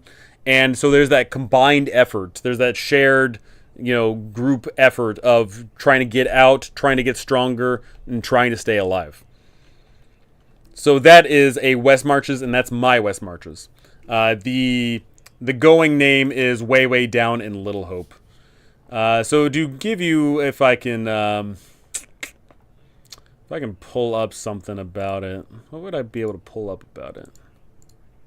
Well, what I'll say is if you join my Discord, link down in my doobly-doo, you can absolutely join those games, and it's a great time. I have not had anyone complain to me to my face yet. I was more keen to watch. Didn't know if you upload the games. I am currently not recording and uploading these games. I do plan on recording and uploading some games in the future. But not these ones. These ones, I'm keeping it closer to my chest, as it were. Old fogies, we should make a Gen X party. Thank you for the explanation. I'd heard the term several times. Yeah, so I know one of my fellow YouTube compatriots is going to be making a video about this relatively shortly. That is Stephanie Plays Games. She's going to be making a video about West Marches in the coming future. She said the other day, I talked to her a little bit about that. But West Marches is, the concept is you start in town, you end in town, random people show up. They're effectively one-shots placed in a continuing universe. Now, that being said, a lot of people can run West Marches differently. And I, in fact, have ran West Marches differently. I ran a West Marches one time where it was, okay, when you play in my Thursday game, that is when you guys are going to fight the Cult of the Griffin. And in this session, you guys are going to scale the mountain, fight the Cult of the Griffin, and do all that. And then when I run the Saturday game, okay, gang, you guys are going to Bogmarsh Town, and you guys are going to have to go find all the missing children that have been kidnapped in the night. And so that's one way to run West Marches. However, currently the West Marches I'm running is as follows. I just show up to the session and I say, hey gang, where are you guys going today? What are you guys doing? And so the group comes to a consensus. All the players that show up say, hey, we found a dungeon over there. Let's go explore that dungeon. Then someone might say, oh, but what if we go deal with the cult over there?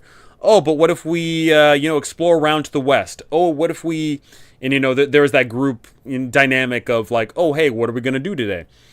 And I've really enjoyed that because that's really helped the group form a unison in regards of how they want to tackle things, where their prerogatives are, how they want to move forward throughout the campaign. And it's really awesome to see the player groups come together for that combined effort, versus having just the mandatory effort be placed upon them.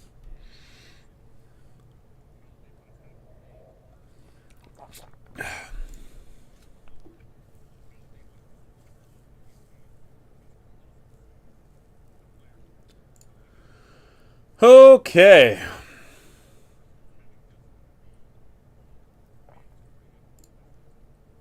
What was I looking at? Oh, here we go.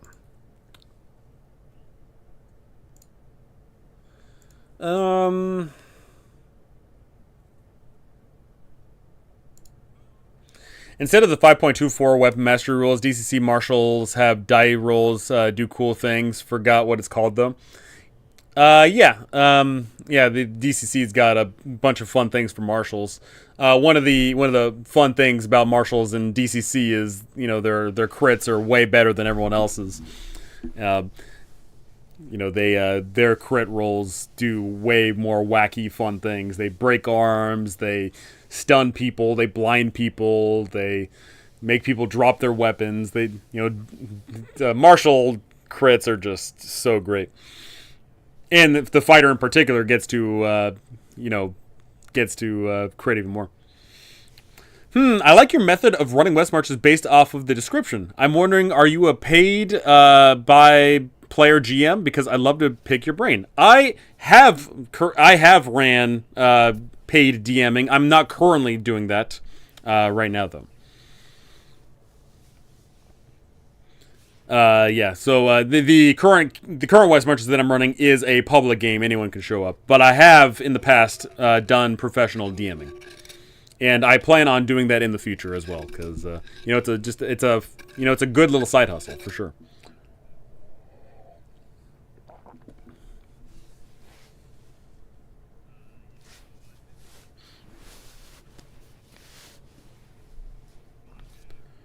But yeah, if you got any questions, feel free to ask. It's something I totally should have done here I should have written down. Create new text. Yep. Is the West Marches game 5e or a different system? It is using old school essentials. So basically, first off, it is not 5e. It's using what would be equivalent to first edition D&D. And the reason I'm doing that is because I wanted to present a world that is scary, a world that is dark, and a world that is not about the players being heroes, but the players rising to become heroes. 5e ultimately is a game about heroes doing heroic things, and thus I felt that the tone and feel of the adventure that I wanted to run was not going to be, well placed in that system.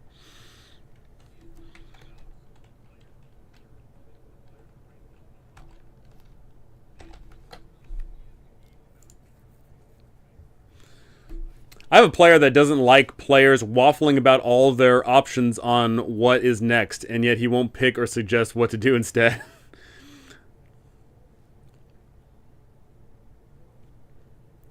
That's unfortunate. Oh, like Elf is a class? LOL, that is awesome. Yes. Yes, Elf is a class, and in fact, actually, off the top of my head, the highest XP earner of all of the 20 some odd characters in the campaign currently is an elf. There are currently 2 elves and a wood elf that are incredibly high XPs. Q and A.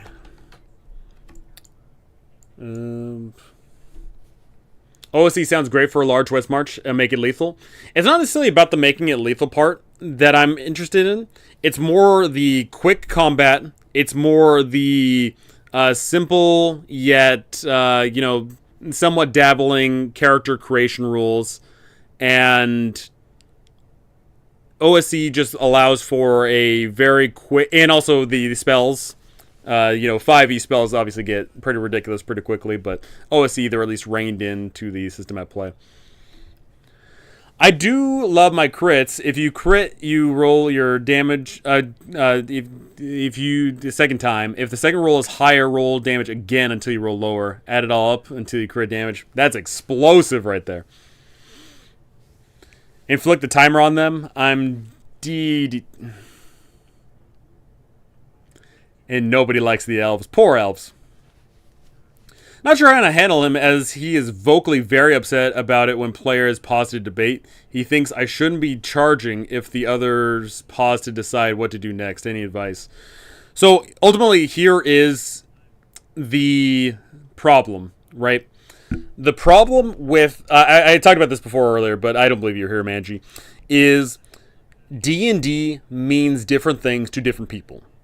For some people, D&D is about that debate, right? Sometimes for what it sounds like for them, D&D is about that player debate, about what to do at the current time, what spell to cast, where to go, what to do, who to talk to, what did they say, where that debate there is D&D for them, and that is what they are paying for.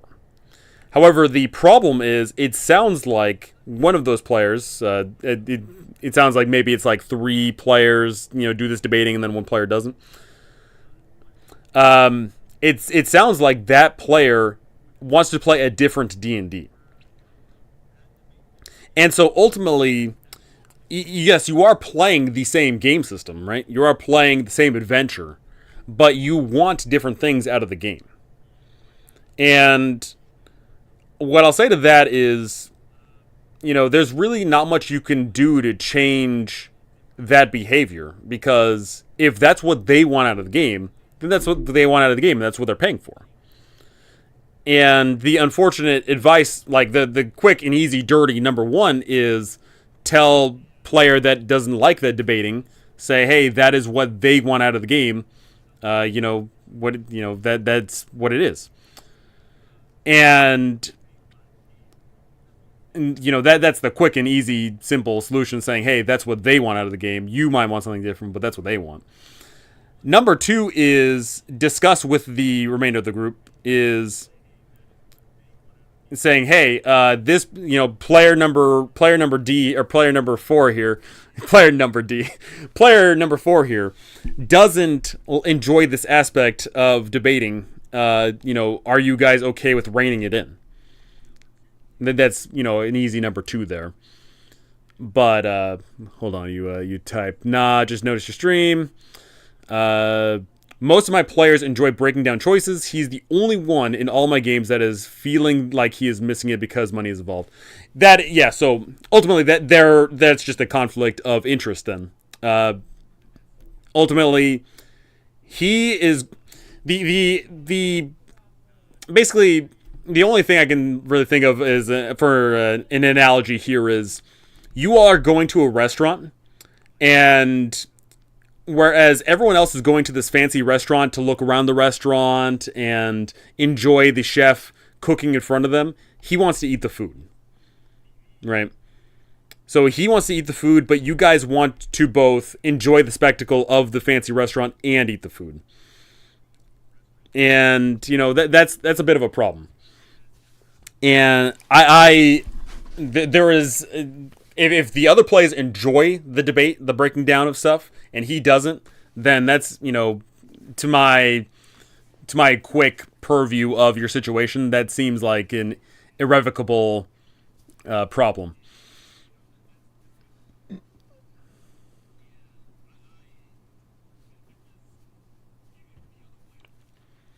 Yes, he enjoys everything else, but gets very antsy, time sensitive. Yes, and ultimately, that is what I'll say is good about paid DMing.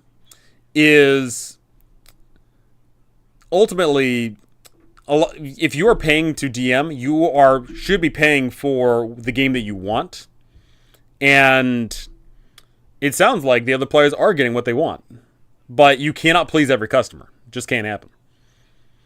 I think this is a customer service issue. He'll probably not be happy at just about any table. You might get lucky if you can switch him to a faster, more decisive table. But some people's joy just comes from being dissatisfied. That might be true as well. It is just an unfortunate truth in the matter that if I have ran for hundreds of players throughout my career. I've ran for hundreds of players, ran thousands of sessions. There are plenty of times where there are some players that just do not mesh. It sounds like that player, like the player that you're describing, I've ran for that player before. Like, not that person. Or maybe I've run for that person, I don't know. But you get the point. I've ran for that kind of person. And if they can find a group that doesn't debate, they do, like, that's great, right? But, it sounds like they are not part of a group that is conforms to their wants and needs.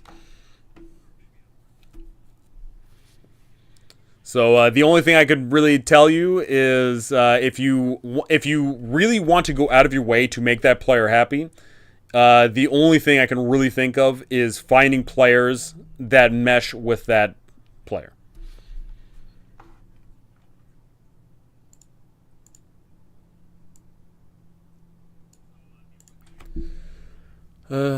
Gradient. Nope. Alignment, outline. What the shit?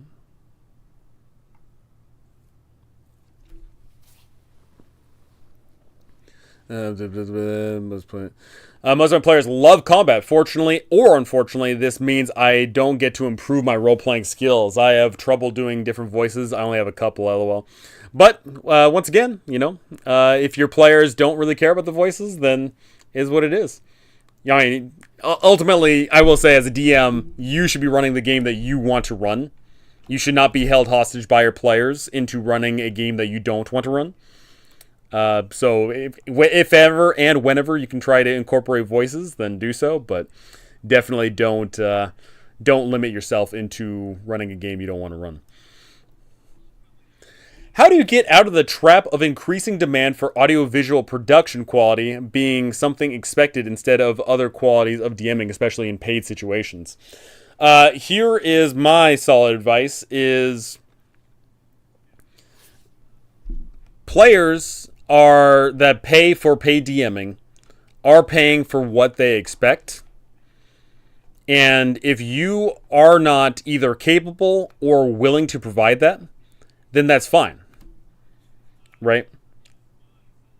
If you do not or cannot provide, the spectacle flare of the VTTs where there's flamethrowers shooting out on the screen, and then there's all the mist swirling around, and then you move over to the battle map and it's a meteor in space that's, chugging along, and there's the sound of the rushing waves and all that. If you cannot or do not want to do that, that's perfectly fine. I've done paid DMing, and I've thankfully played for or ran for players that do not need that, right? But ultimately, if you want to compete in a market, then you need to meet the market's demands. That being said, though, I promise you, can't rip. I promise you that there are players out there who do not need the audio-visual production quality. I promise you there's not. So just run, once again, never, even though it is paid DMing, you still need to run the kind of game that you're willing to run. Never run a game that you're not willing to run. It will show.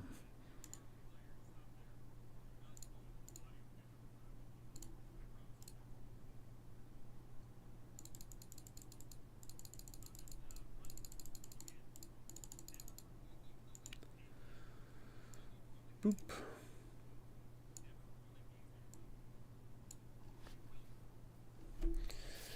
This is how I felt about it, but I am concerned to treat him like a number. I don't wish to do that with any of me players, since this is the only livelihood right now. You are a good person, LOL, I get you. I like to make them all happy, to be honest. Most of my community is set on telling stories and making silly things in Pathfinder 1E. So, ultimately, Manji, I think you are falling into the trap of trying to please everyone. You will never be able to please everyone. Never, ever. You can grab 10 human beings, 9 of them will like something, 1 of them won't. And that is sadly true with our tabletop role-playing game Sphere. If you try and grab a whole bunch of random players, all try to run a singular type of game, not all of them are going to be down for it.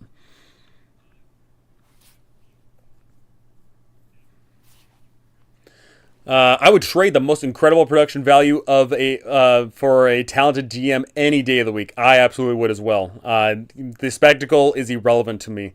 I'm never going to remember 10 years down the line. Oh, when I cast the fireball, it shot out. I heard a noise in my ears. Wow, I'm not gonna remember that.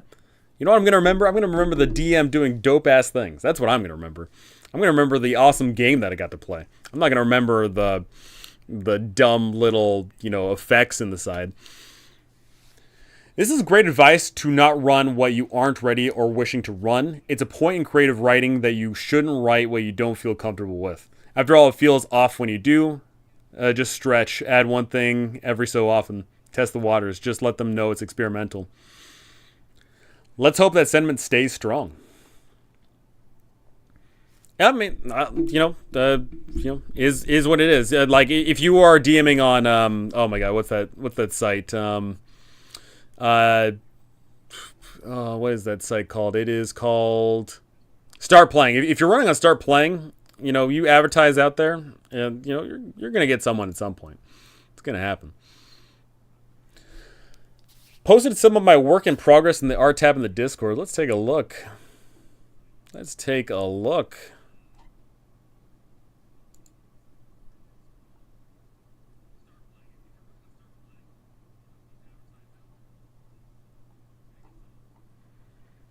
Wow, this is badass.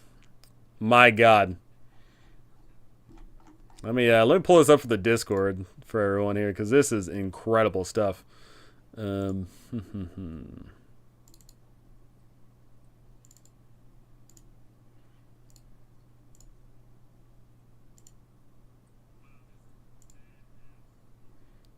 at this.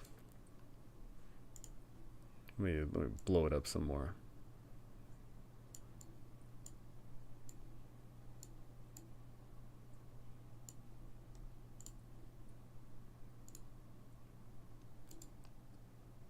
Man, these models are baller.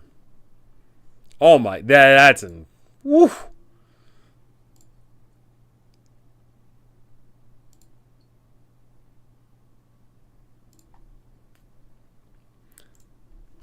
Thinking about your statement, trying to please everyone. Help chat, I feel attacked. Did I? I probably made it too big, didn't I? Nope.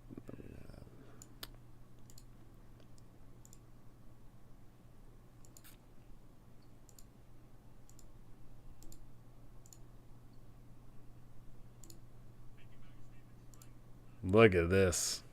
Great stuff. Whew. These are disgustingly sexy. Overboard. This is incredible.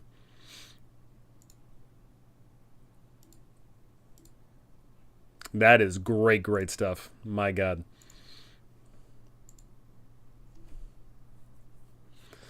Not so bad. I tell my wife that with her job, yep, feeling attacked, because you may be right. I do want to fit as many personalities on my table as possible.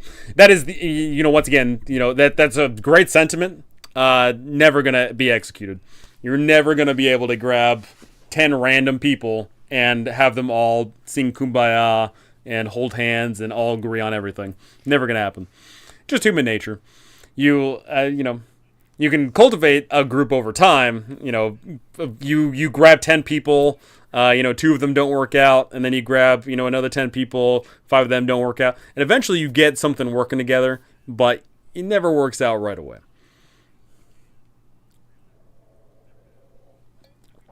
It is just trying to connect and provide an experience for everyone. Manji, if so, that's not exactly the same thing.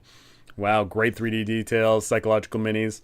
Something I dreamed about after eating bad sushi. What was that? I don't know what these are. They look like chaos beings, and oh my God, there's still more? Oh my goodness. I gotta grab, hold on. There's more of these bad boys? Let's go.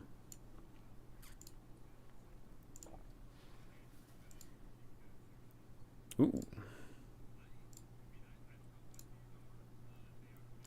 Great stuff. Jeez Louise. Wait a second. So as much as the model is fantastic, but there's just something about the set dressing of the planks here all like sticking out in various positions, like the attention to detail on the planks here. Oh, which you guys can't see because I've got this freaking thing all messed up here.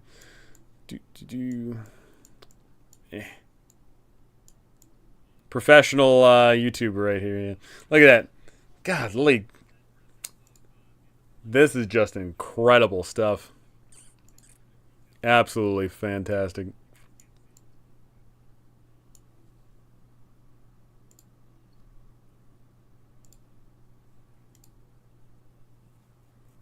Look at that.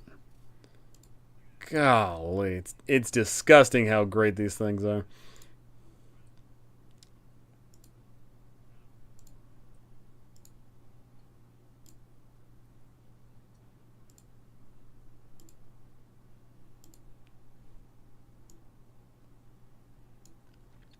Is this from Dark Souls? I feel like that blue on the chainmail is totally like Dark Souls.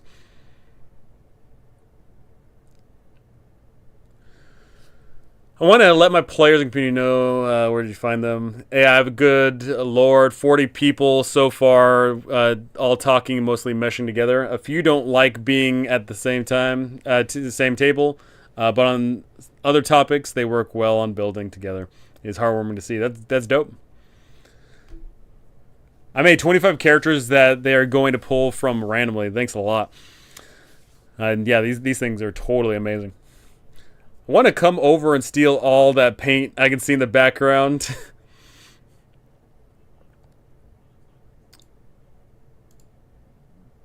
If I didn't know any better, I think like this would be like in a like hobby store, like a Games Workshop or something.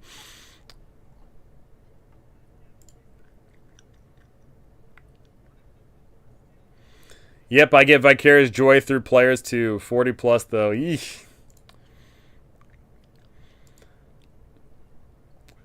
It's funny. Whenever I've done paid DMing, it's always been a group that is already like friends has then commissioned me to run a game for them. I've never done paid DMing where I start, going for a random group of people together.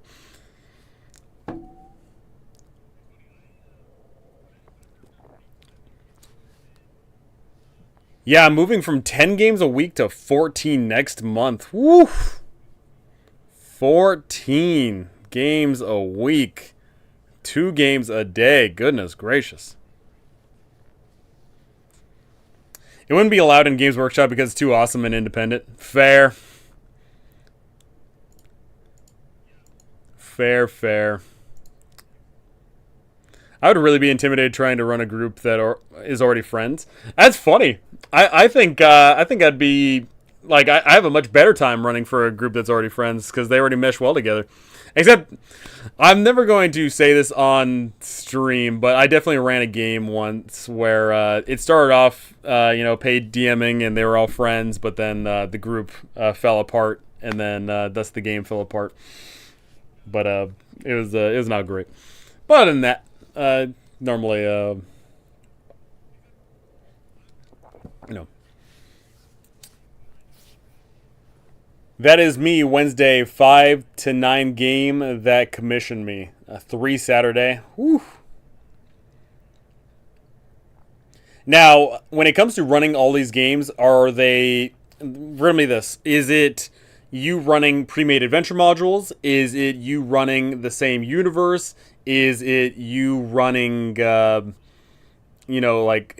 these groups interconnected to some capacity? Like, I'm genuinely curious what the story behind running for 40 plus people is, because currently I'm running for 30 plus people in my public game, and it's all connected to West Marches, but something tells me that your game is not a West Marches.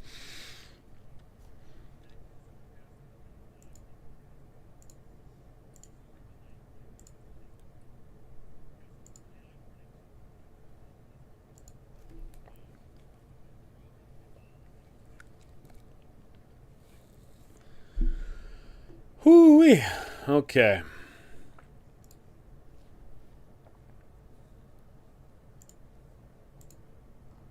Happy to talk it out.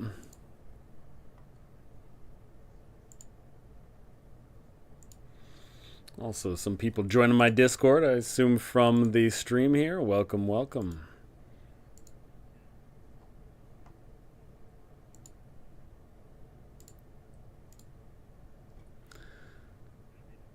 My name is Dwarvy Dwarf. It's making me own possessive pronouns.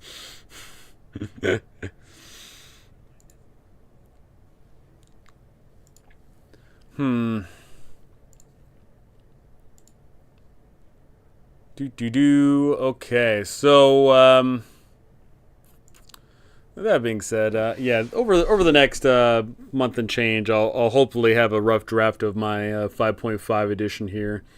It'll definitely be it'll definitely take a while to get through though, because there's quite a lot I want to do to make 5.5 edition the edition I believe it deserves to be, not one D&D. This will be several messages, though. My current run is mostly pre-made with continuity changes built along a timeline that influences the others. Okay. Okay, okay.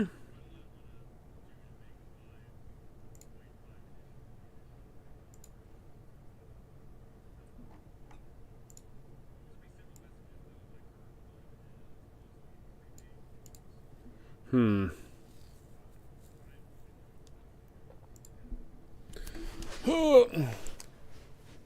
Be ready to modify that list with every update. Oh no.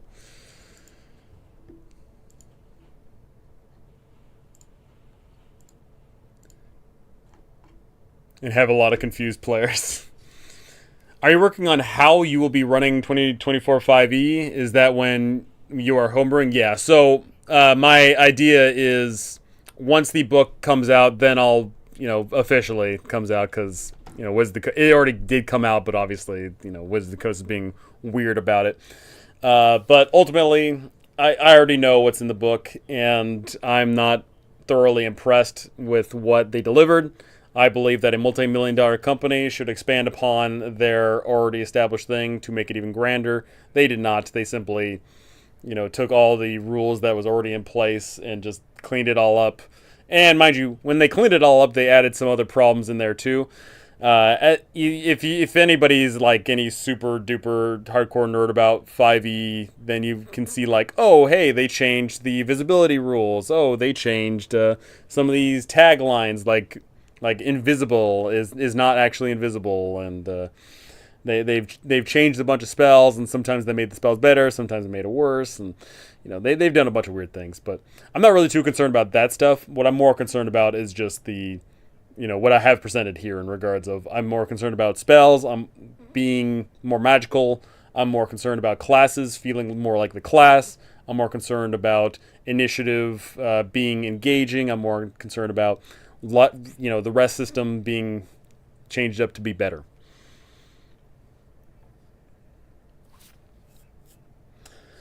I am using Way of the Wicked as a background for Chalice in Golarian's setting of Pathfinder 1E. The groups are picking adventures they always wanted to play. My Monday night is a group of friends I ran for a while back and carried on. They like experimenting with things, so I test run gimmick traps and more on them. They enjoy things. I'm not going to allow myself to open my can of Wizards of the Coast hate here. And that's honestly the problem too is whenever there's any like valid criticism of a product, sometimes that can get thrown in with the bunch of people that hate the person developing the product, or it can be misconstrued as you hating the product or not the product, the developer of the product. And I myself can separate art from the artist. Like Wizards of the Coast has done plenty of horrific things in the past couple of years, that should warrant, people not giving money to them. But we're not living in that world. We're living in a world where people, forgive and forget real quick. But I've got valid criticisms of D&D, and I think it should be made clear.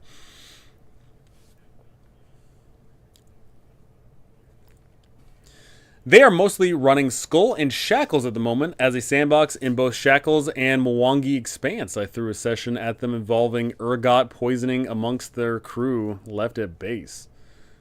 I do really want to run a pirate-themed campaign. I have not ran a pirate-themed adventure in quite a while. I hate the person's developing the product, and I express I think valid criticism. Fair. Fair.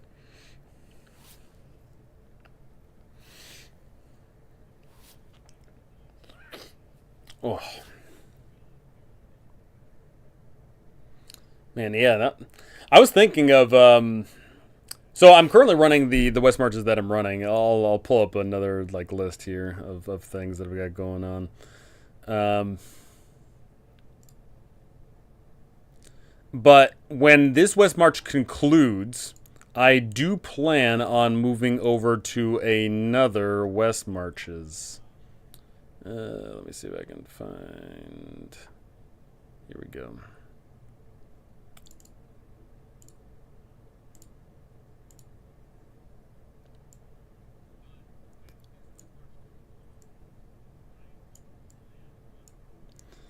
So I do plan on running another West Marches after I get done with the current one I'm running. And I've already listed out several ideas on what my next West March is going to be themed about. One of them is sort of like a pirate adventure where you travel around on a ship and then you dive down below the waters in a giant diving bell. So that got me thinking. I got one idea which is all about a desert. I got one about dealing with the Arctic in prehistoric kind of setting. I've got one idea about good old-fashioned, totally not Mordheim. I've got a bunch of ideas like that. But the hate is old and endless, and now the valid crits, some come after the hate, certainly. Yeah. Yeah, there is definitely valid criticism against not just Wizards of the Coast themselves, but also Hasbro, and also, against D&D itself. There's perfectly a bunch of valid criticisms. One of the major issues when it comes to, content creators voicing criticism is that your channel is, if you are a content creator making D&D content, you have to make D&D content, because if you make content for any other tabletop role-playing game system, then your channel dies, because the other tabletop role-playing game systems are not big enough to sustain someone. Simple as that. Pretty sad to say. Currently running 2 Zeitgeist, 1 Reign of Winter, soon 5, or 3, soon 5, Way of the Wicked, 2 Wrath of the Righteous, 2 Skull of Shackles, and would like to start an Iron Gods or a Crimson Throne. Mamma mia. Man, I feel like 14 games is way too much for me, personally. I couldn't, it wouldn't be, I don't think it'd be hard to keep the story straight at all if you just keep the notes, but I just feel like it'd just be way too much. The adventure I'll be running is on a seaside shanty town. There is a wizard's tower type house that's on the water that you need a boat to get to, plus a pirate island headquarters in the sea as well. Man, I'm just sitting there thinking, man, I really love nautical themes. I really do. Nautical themes are a blast.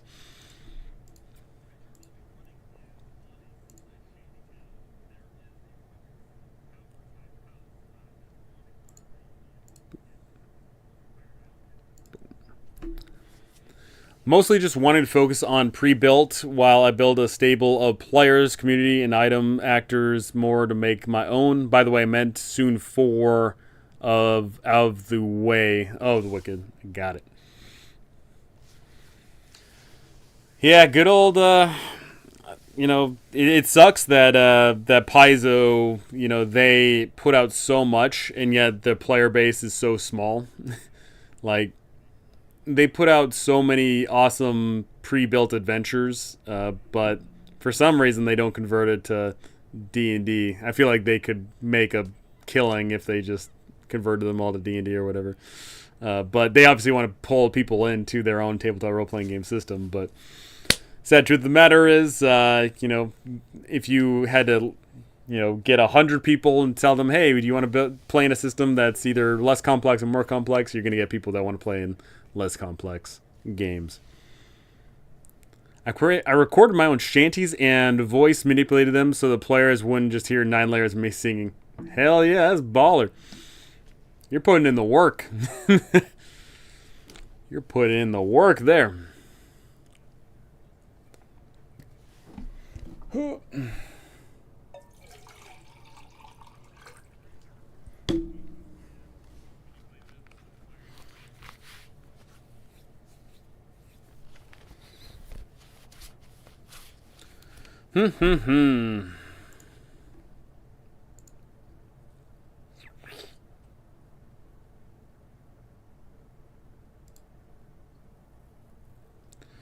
Okay. It was awesome. Took about an hour per song. I mean, that's why you're getting paid the big bucks, right? That you're putting in some good work there.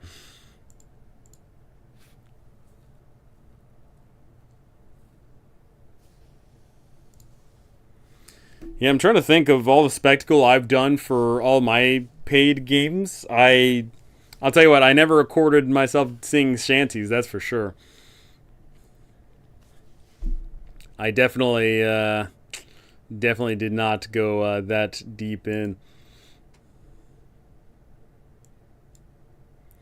Mostly just by singing the full lyrics with one of the voices I can perform, then speeding them up or slowing them down to sound different.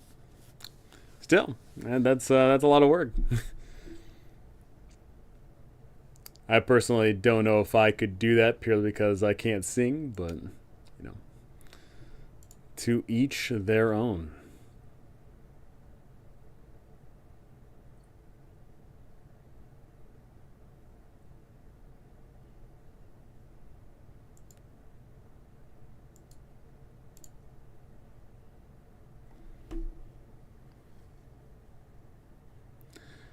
As I said, I like working and building things for more to use custom campaign later. So, riddle me this, Manji. So currently your full time job, because there's no way this isn't your full time job, is currently live DMing or pay DMing. And it sounds like you are doing 14 sessions a week in the coming month or two. Is that your career? Or are you doing this to supplement something else? Are you doing this in the interim? Like, I'm genuinely curious because I've heard a lot of people in regards of the paid DMing sphere if they're just gonna, be paid DMing for and all the time until they can't no more. Like, I don't know. Like, I know some people just do it as a side hustle, but some people are absolutely doing it as a career.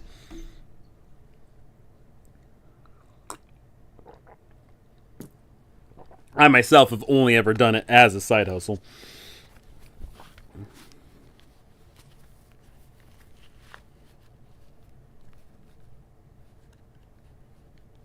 Pirates can't sing well. I get away with being lore accurate. There you go. Full time at the moment at this point. Good morning. Scudder from Mike. How's it going? Good morning. Obviously, for us, Americans, us proud Americans over here, North American folk, it is not the morning, but I do know for a fact that you're all the way in Beijing.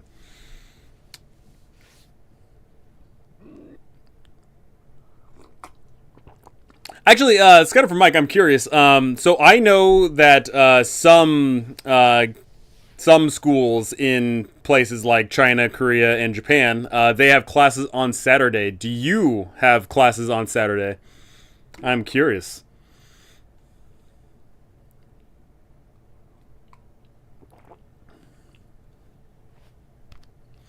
I graduated in December 2019. Nearly died from a gallstone. Woo. I haven't been able to get work since after graduation. I moved back to a small country town in Virginia. Hey, paid DMing is a great way to run games without having to get out of the house. So this is career by After Effect. No, sir. That yep. No, no teaching on Saturday. That sounds like a plus to me.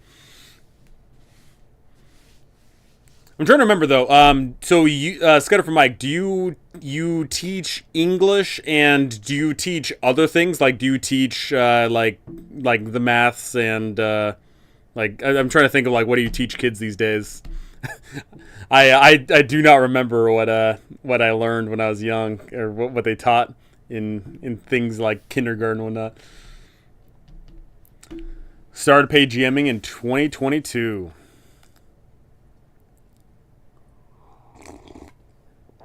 I think a lot of people about to run a game of Shadow Dark. Let's go. Are you running the game for multiple people, or are you doing the solo play? Because that's something I'm going to be doing on my channel as well pretty soon. Here, I'm going to start showing off some solo play because solo play is fantastic. Solo play is absolutely a fantastic way to go to learn games and to think about improv more and things like that. Almost 1.6K since February. I'd be set on bills and savings if I can clear 2K a month. That's pretty freaking good. Yeah, I teach all the subjects as a homeroom teacher. Okay. That's pretty dope.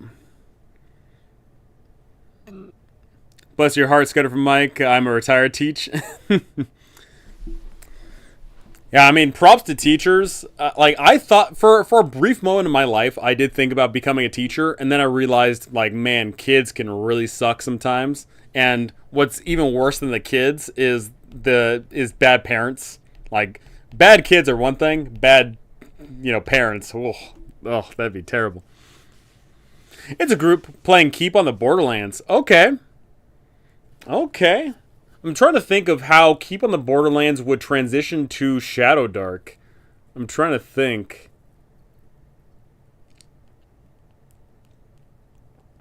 Because, like, Keep on the Borderlands is just such a classic tried and true for, basic. Oh, man. If you imported it one for one, would it be harder or would it be easier or...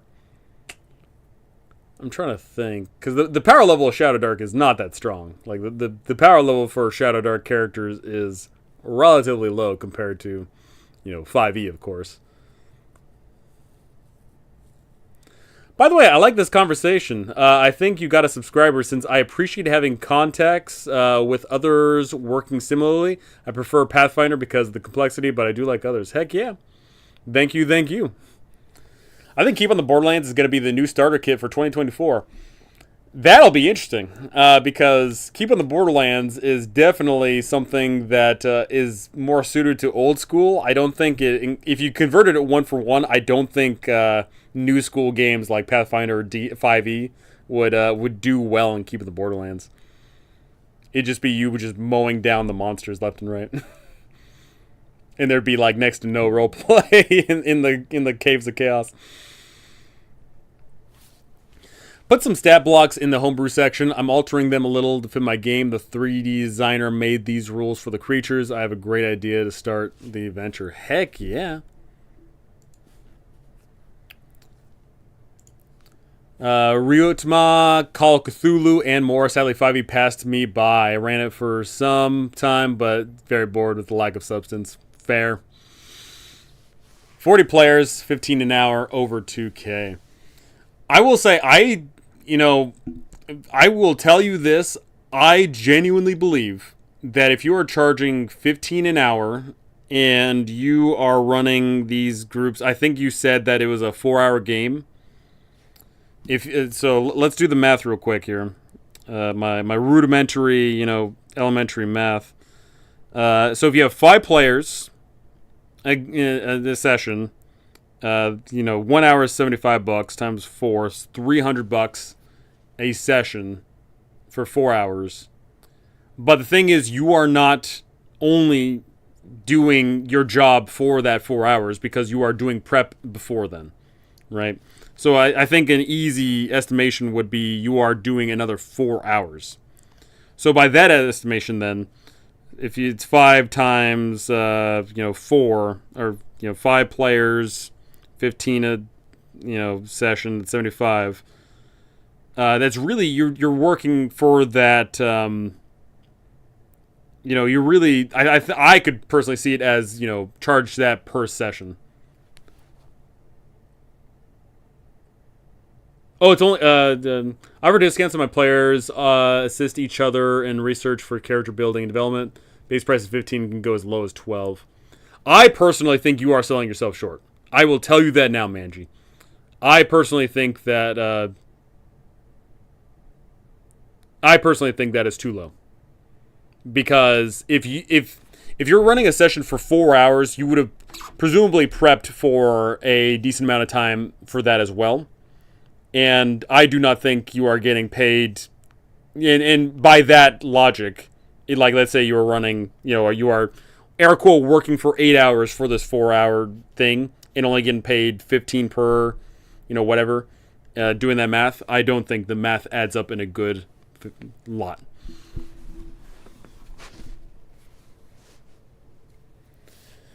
The Borderlands for a modern audience.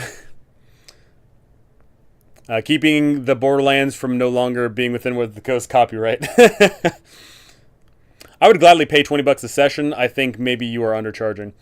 I agree that I'm not making a lot of money when you love my work. I worry about hourly later. You and my wife. Yeah, so ultimately, here is the bottom line. You could go and flip burgers for 8 hours a day, and depending on the state you live, that can be whatever. If you lived in the state of California, that would be $20 an hour. Right? And that's 8 hours of incredibly low, mental effort. I do believe that D&D is obviously not physically demanding because you're just sitting there. Let's be honest. D&D is not physically demanding unless you're LARPing. But ultimately, I think mental jobs do require, it should be paid just out a little bit more. So you obviously can do the math yourself. I don't. I think you're underselling yourself. Would you run better games if you were running less games? And if you were running better games, wouldn't you charge more? Yes, can't rip. Agreed. Would you run better games if you're running less games? And if you're running better games, couldn't you charge more? So here's the thing. Let's actually pull up. Let's pull up the Start Playing, because I think that could be a good little showcase of what's going on here. What was I? Was it this one? Here we go. Start Playing. I messed that one up. Boom, boom. Here we go. Keep clicking on the wrong thing. Here we go. Alrighty, let's find a game. What are people charging these days? So literally, I didn't even spend 2 seconds, and I can already see people are charging $30 a session, $22 a session. So if you get 5 players, and you're charging that much, you're getting that much. You know what I'm saying? Like, and also I know very importantly, like when it comes to finding GMs on this thing, you can definitely find GMs that are charging a bit more.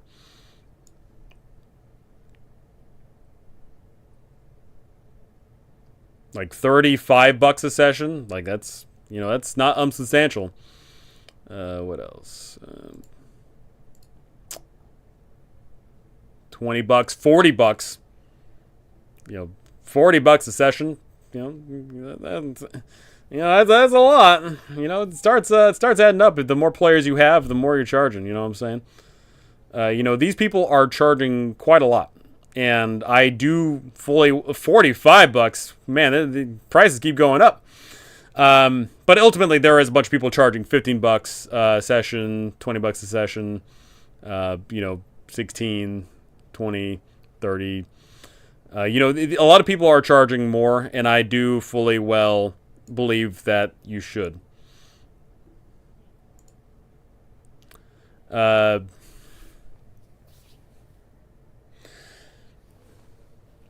Takes your time, and that's very precious. Your time is precious. I feel attacked here, but let me introduce a philosophy to you. I want money now. I offer a reasonable price that pays my bills, and so I generate players that talk about my games. Now they tell others and invite more to watch and listen in. I intend to run over Twitch after September. So, so I talked to a bunch of the other YouTubers.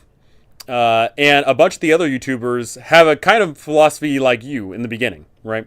A lot of them have a thing where they run games for their viewers, or they're on their Patreon. They give out all these PDFs and all these private videos for only $5. And then what ends up happening is, for all the successful ones, like I'm not going to mention their name here, but an individual I know, they originally had on their Patreon, they were giving away a bunch of content for like $2. And they were giving out an incredible amount of content. They were recording private videos just for their Patreons. They were putting out a bunch of PDFs, doing live streams just for those people.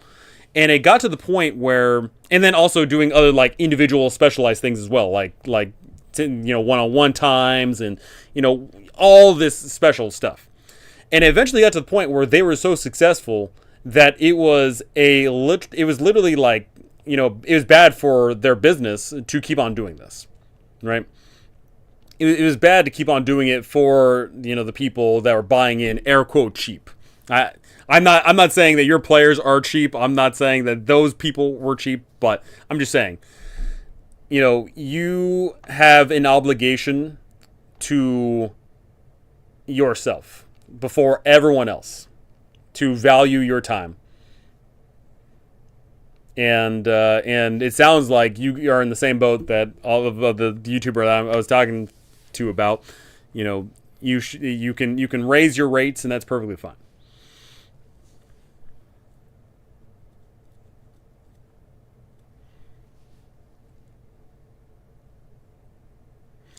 I polled my players by what they felt my sessions were worth early on. I have never seen a paid session, so I asked players that have paid others. I have mixed reviews on it. I have one player with a lot of income say I'm worth $20. Another that says he only wants paid games and thinks I'm in a little undervalued, but likes the community I'm building. The others like that discounts can be valuable, but they prefer the full price because they don't want to spend too much extra time in. Fair. I hear about all these games everyone is playing, and I'm like, I wish I was playing one game a person a week. Overboard, join my games. I'm running public games right now on my Discord. I've ran 27 sessions in the past 2 months for all the players in my Discord. So feel free to join in on any of those.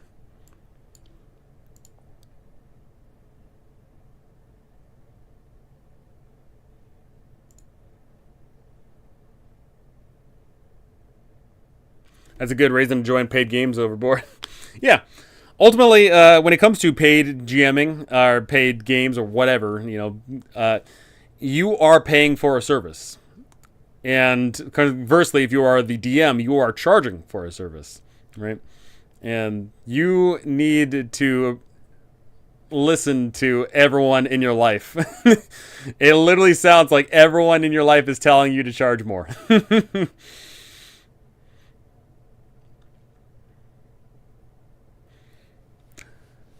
Apparently, paid games can actually survive longer than 2 months, too. As a former art teacher and artist in my retirement, I strongly suggest you Google how to price your art. I think it will help you grow your business. I love an in-person game again. I used to run at my local store for like 12 people at once. No Fun charges like $100 for a free res spell in OSC, so $20 seems reasonable. There you go. There you go.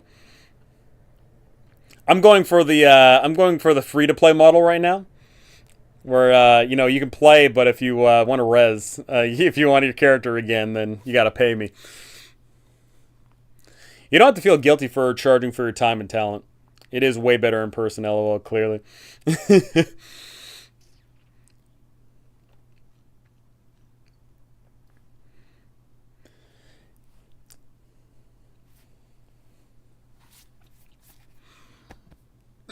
Oh, goodness gracious.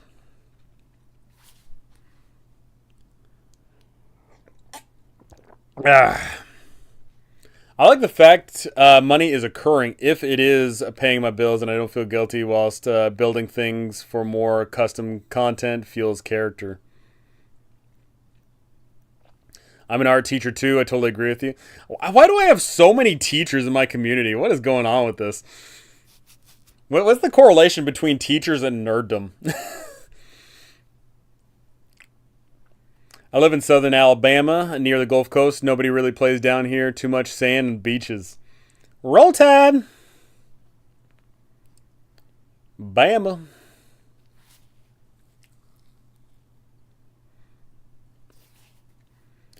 People don't believe how much time and effort goes into good craftsmanship. Once again, going into a thing of like, if you are running a 4-hour session, over the course of multiple sessions, you are presumably putting in as much time into those sessions as the session itself, because you are reading because you're running the pre-made modules. So you're reading the pre-made modules, you're preparing the maps, you're preparing, like various outcomes. You're putting in the work, right? You are absolutely putting in the work. I charge only after the second session. I want to make sure there is no sunk cost fallacy in my players. They meet their fellows, try out the character story they are joining. Now they feel they know what they're getting into. Heck yeah. I'm always telling my students to keep track of not only their supplies they use, but the time they spend on their art. I used to be a tutor. Oh my god. Why is there so many teachers? Jeez Louise. I'm in Georgia. It's shrimp and grits from here to the coast. Let's go.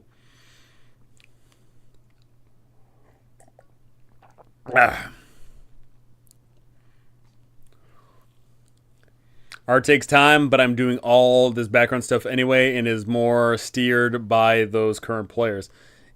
You know, ultimately, that requires even more work. Because if you're steering the ship, you can decide what you're going to prep right then and there, like a long way ahead of time. But if it's definitely player steered, you have to be much more on the fly in regards of, you know, creating content within a certain small time frame. So that's even more effort. I'm not a teacher. I work on a steel mill. I'm a good trainer, though. I even asked if I could get on the learning and development team. Let's go. Promotions all around. Manji hooks them for free with the first one. You know, that's what you do. You give out a free sample, and they keep coming for more.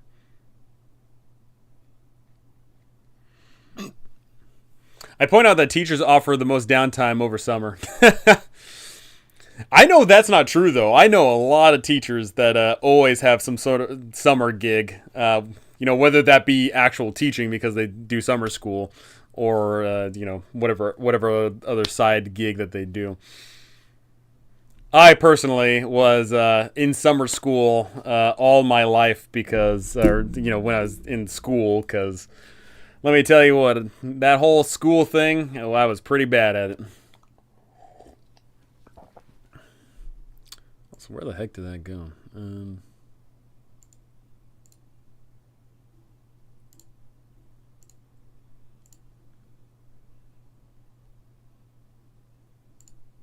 There we go. No fun. That's because teachers are real life DMs. We keep track of their time management, assess their player students' strengths and weaknesses, and helping them tell their stories. But when do you tell them to make saves or die? when do you do that?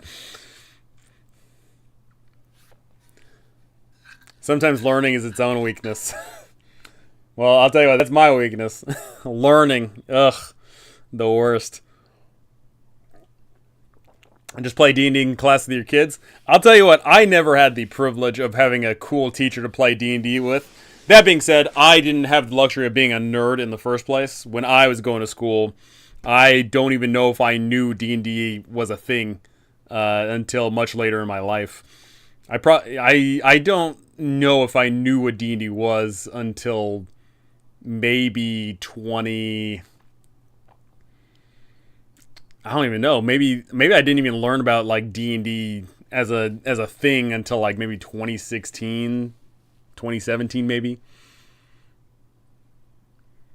Well, example time. I'm running Wrath of the Righteous, but Reign of Winter recently captured Russian weapons and tanks, sold them to Succubi. Wrath takes place in the timeline after Reign. Succubus and tanks. That's not a combo I would natively associate together, but I think it tracks. I think it fits well. That's what we call admin.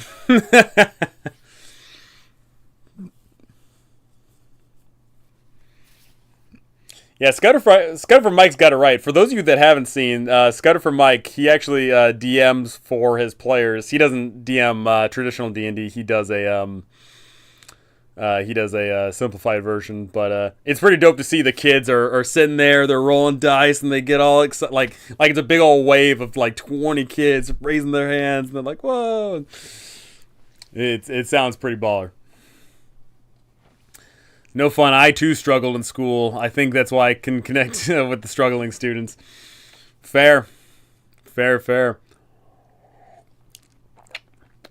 I struggled pretty freaking hard. I nearly did not graduate.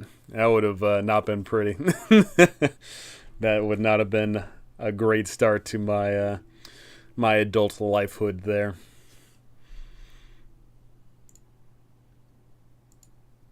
That being said, though, for all my fellow Americans here, school graduation is not the highest percentage rate. I think we're floating around.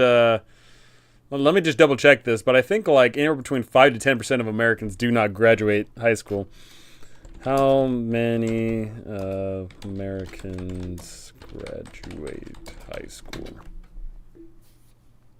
87% of Americans graduate high school, so we're floating around with 13% of the population does not graduate. So I almost joined the elusive 13% there. I was homeschooled. My wife got me to GM for her and her friends in college. I then proceeded to learn how to do it well. She asked me if I can make money doing it. Now this. As for the succubi getting in Pathfinder, you can do additional to hit and damage via charisma. Makes sense. Plus, natively, with if you have like military craft, having pinup girls, I think succubi having like either pinup girls or pinup guys on their tanks would be totally dope.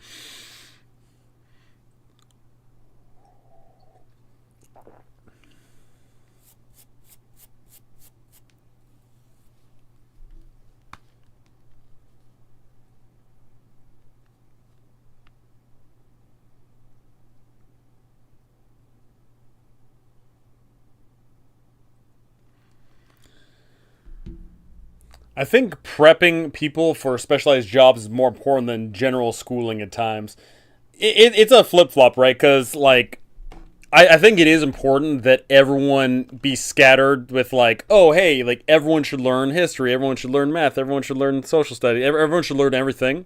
And then, that'll hopefully grab your interest from the get-go. Like, there's definitely, like, a baseline of things that should be learned. And at the same time, there should be, there should be there should be specialization as well. I personally, school did not grab me, and I was not on track for success. Right now, Incubi snipers under Baphomet are the siege towers around Dresden as my players are attempting to break into the Citadel. Man, this is succubi, tankers, Incubi, snipers. What a fun time. What do I do for work? No fun, if you do not mind sharing personal. So right now I'm doing a bunch of things. I am a freelance writer. I am I'm a YouTuber. Air quote. I do odd jobs here and there and everywhere. I'm essentially a troubleshooter. I do various odd jobs. I have bounced around. I've never had a full-blown career. I've never actually even made a resume in my life. I've had multiple jobs, and I've never made a resume. but yeah, I just do completely oddball, wackadoo stuff from time to time. What percent of the 13 get famous on YouTube and drop out? At least 10% of the 13, right? So I did see a thing overboard where it was like 30 years ago. If you asked like kids, oh, what do you want to be when you grew up? A bunch of kids in America would always say, oh, I want to do sports, because America has an incredibly ingrained sports culture. Nowadays, that is heavily shifting. A lot of kids, if you ask them, oh, hey, what do you want to be when you grow up? A lot of them say social media influencers. A lot. And I do not think that is a good thing. Mind you, I don't think the sports thing was good either. But I definitely don't think it's good that a lot of kids want to be social media influencers. They spent the last week cursing the reign of Winter Crew. They responded with, we made money and we will happily lend our characters to Nocticula's reinforcements after our game is done. So it sounds like it's just a multiverse clown fiesta throughout your campaigns. Must keep it interesting, always doing new things. I've never... My goal in life was as follows. My first goal was to win the lottery. My second goal was to, marry a doctor. My third goal was to get hit by some, rich person and then get paid a bejesus ton. I've never had a full blown actual like, oh, I'm going to be this. Like I've always just gone with the wind, and that's not a good thing. Not at all, but it's just unfortunately my mindset, and I stick with my mindset. Why do I feel your career looks like mine? I worked Alzheimer's care, flipped burgers, tutored at community college for math and English, cashier at a grocery store student, now this. I'm trying to think. Have I had more jobs than you? 1, 2, 3, 4, 5. So you've had 6 jobs. Have I had more jobs than you? Yes, yes, I absolutely have. I've had a whole bunch of random stuff too. It's interesting. It's nice to do various things. Sounds like a lot of those options are still very real possibilities. There you go. I wanted to be an editor for a publishing house. Goal since I was a child. I want to help the next Tolkien. That would be dope. I'll tell you what, Dr. Klopp. The problem is, to win the lottery, I have to play the lottery, which I don't play. In order to marry a doctor, I've got to go out and meet doctors, which I don't go out and meet. And then getting ran over by a rich person that require me walking out in the middle of the street. Once again, I don't do that either. So I'm not on the track to realizing my dreams. Those are what I would call the paid jobs. I've done a lot more not paid. Oof.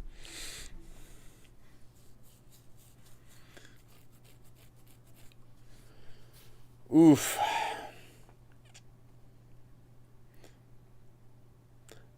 Move to Alabama. I can get you a job making $140K a year. Roll Tide. Roll Tide!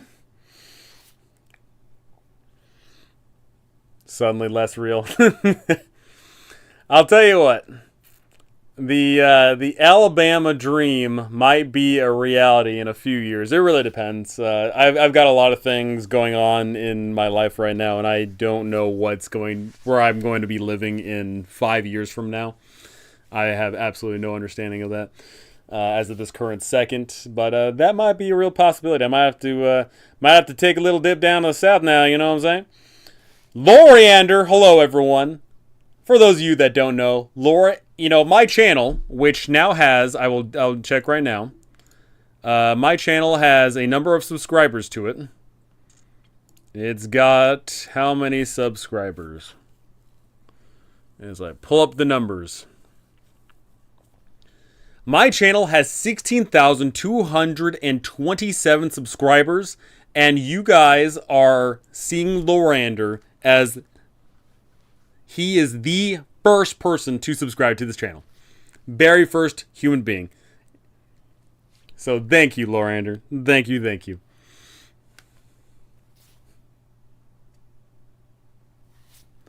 Like audio manipulation, run a Discord for who I think is the next Tolkien. Worked some fan events for him. That'd be fan fiction and more. Sounds dope. Scudder for Mike, I believe you just hit a milestone semi recently as well. Is that correct? I feel like you just hit 1K like last week, right? I feel like that was the case.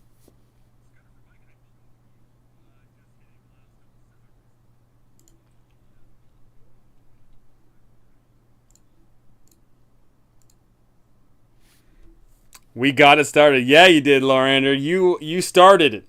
You kicked this off. You kicked off the dream. 16K is my goal. 16K is goals. I'm pretty happy with that. It's a solid number. That being said, though, I will tell you, Scudder for Mike, I did YouTube wrong. YouTube wants you to do the same thing over and over and cultivate the same kind of audience. I unfortunately messed up. My channel had a serious problem where my air quote ticket to fame was I covered adventure modules. And so the problem with that was I covered I cover Tomb of Annihilation. And so the people that watched my Tomb of Annihilation content, that continue to watch it and subscribe to it for it, they watch that stuff. But then I moved on to making another one. And I made a guide on Curse of Strahd, and I made a guide on Rime with Frostmaiden, and all these things. And the problem is the DMs that were watching that content and subscribing for that content, they weren't going to the other videos. So I'd put out video A, and I'd get the people watching video A, but then I'd put out video B, and the people that watched video A did not watch video B. And so my YouTube channel, even though I've got 16K subs, unfortunately I don't get those views, and that's purely because, I didn't cultivate the same audience as how you should do it on YouTube. So my recommendation is for anyone starting up a YouTube channel is to not spread out your potential audience. Don't make World of Warcraft videos and then, knitting videos. You need to hone in on, okay, are you either going to make World of Warcraft or are you going to make knitting videos?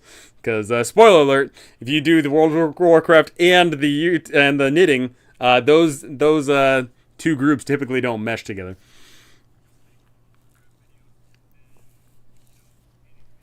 Only requirement is I get to DM for you once a month. Better like combat, that's all I'm saying.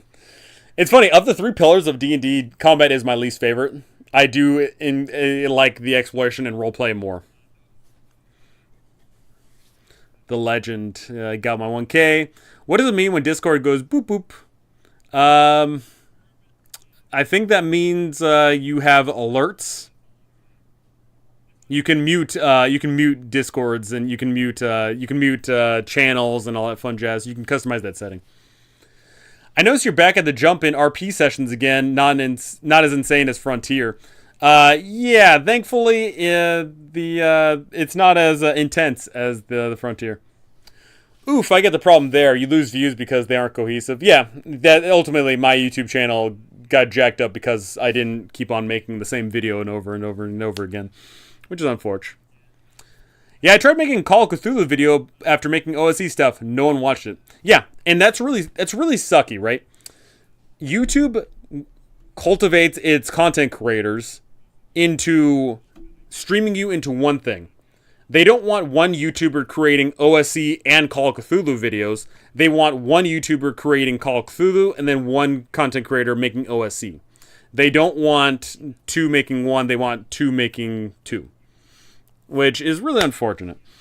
YouTube dictates, how, the world, and it is what it is. You make videos to multiple different groups. It's why people have multiple YouTube account for different things. Yeah.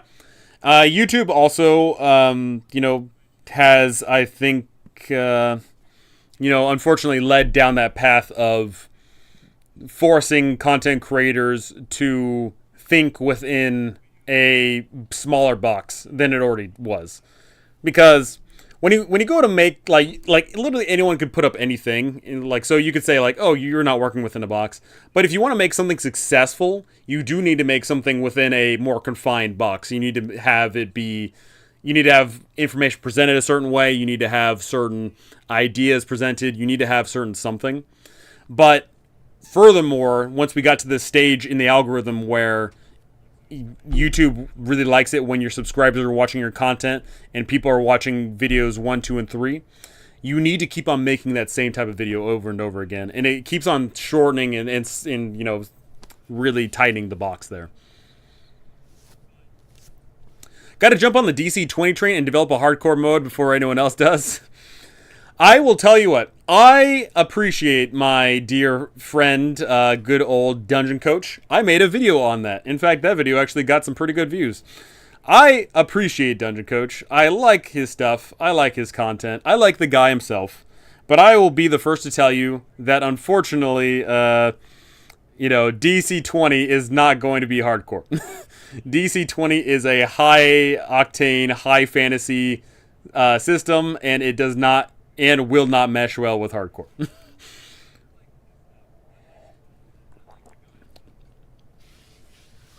If you make a Call of Cthulhu YouTube channel, let me know before anything. Gonna sub as the first. That'd be pretty dope.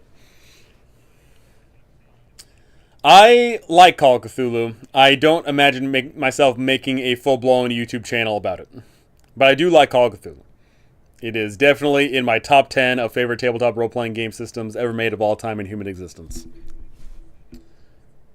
What about the Dungeon Bastard? I don't know Dungeon Bastard. Let me look that up.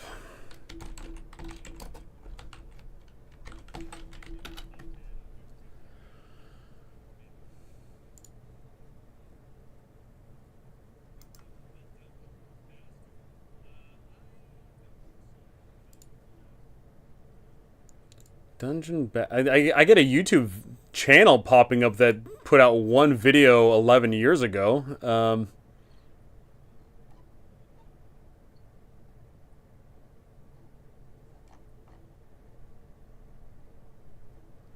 I'm not finding too much good info on Dungeon Bastard though. I actually think that the person that makes the DC-20 light mode first will catch lightning in a bottle. Currently, DC-20 fights are too long. I will concur with that. DC-20 definitely is part of the, oh hey, you've got a ton of actions, you got a ton of reactions, you got a ton of bonus actions, you got a ton of things going on. And for the people that like that crunchy, long drawn out combat, that's awesome. I'm not personally one of those. I personally prefer combats to be lickety split. But is what it is. Have I done more Paranoia? I've ran some Paranoia. I've run some Paranoia. I really like Paranoia. My biggest issue with Paranoia is the game is so much better when no one knows what the heck is going on. Paranoia is a better game when people don't know about the game. So I'm always reluctant to talk about Paranoia. 11 years ago, my goodness, time flew. I am the Grognard now. Okay. I think the biggest thing making the fights too long DC-20 is being unfamiliar with the system. That might be true to an extent, but I seriously doubt, even when people do get comfortable with the system, that it'll be quick. Because, quite frankly, you've got the 4-action system, the 4-block action system. You've got a bunch of variations on spells. You got a bunch of variations on when you make attacks. You can change them up.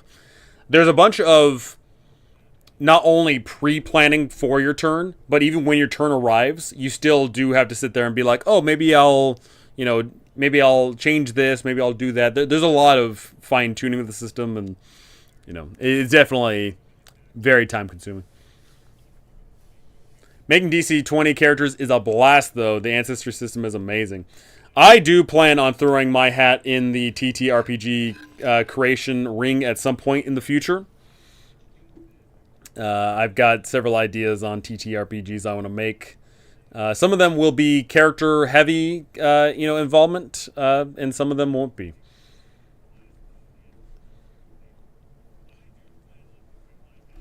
But I do definitely want to. I definitely want to be like one of the big boys and host a Kickstarter someday. I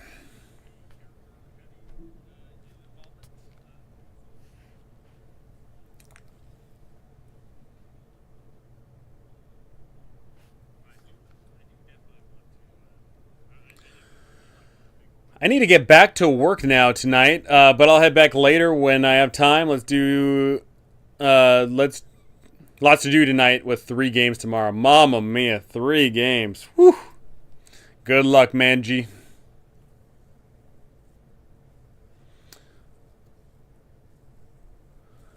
Honestly, if you have a genuine, honest, good RPer, it should be not a problem that they know Paranoia.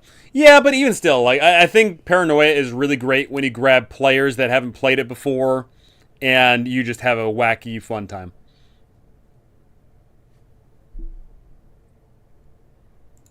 Old parody characters.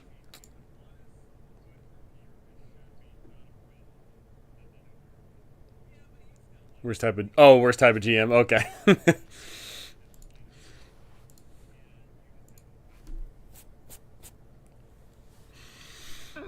Oh my goodness. Okay. So yeah, I've been pretty busy with my life. Been pretty busy with running all the games. Just having a grand old time. I need to get back to creating more YouTube content though. There's only so much content I can create. Thank you all, but just being silly out here. Remember, never take yourselves too seriously. That lies the way of boredom. True. True, true. But yeah, I need to figure out my YouTube schedule because unfortunately I did slack a little bit. I did not have a video put out this week. And when was my last video put out? Was my last video 2 weeks ago or was it a week ago? I can't even remember now. I am all over the place. My last video was a week ago. Okay. So right now I'm currently set on a one video every 2 weeks plan here, but I do probably want to get back to creating one video a week. I think that's a good solid string there.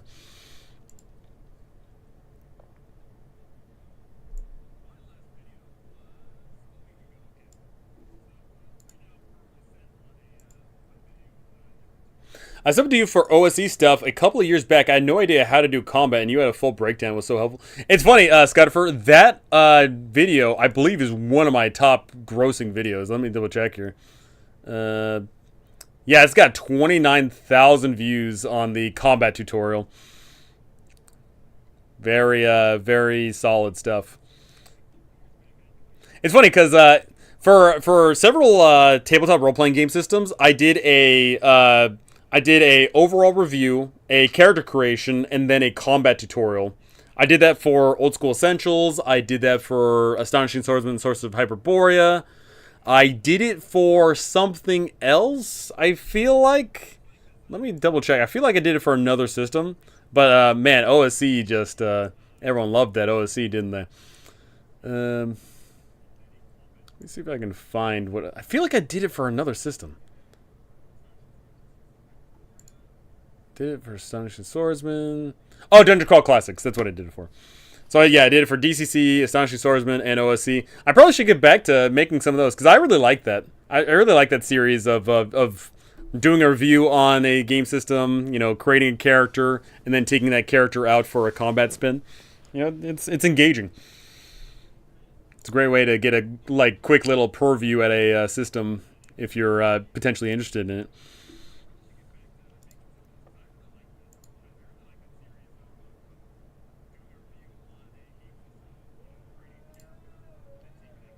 And YouTube needs you to make it again. There you go. It really sucks, right? So, you know, going back to the whole making the same video over and over again, the issue is you have to make the same video again, but in a different way. And unfortunately, that doesn't work for everything. So, like, for example, you know, if you go to make the top 10 herpy derpy diddly dees, you can make the same 10, you know, you can make the same video of its top 10 herpy derpy diddly dees, but of course, you know, every single video you do, it's different. It's like top 10 magic items, it'll be top 10, you know, spells, it'll be top, you can keep on going on and on with that. And in fact, I do know that there's some YouTuber, I totally forget their name, but they had great success doing that in the tabletop role-playing game sphere.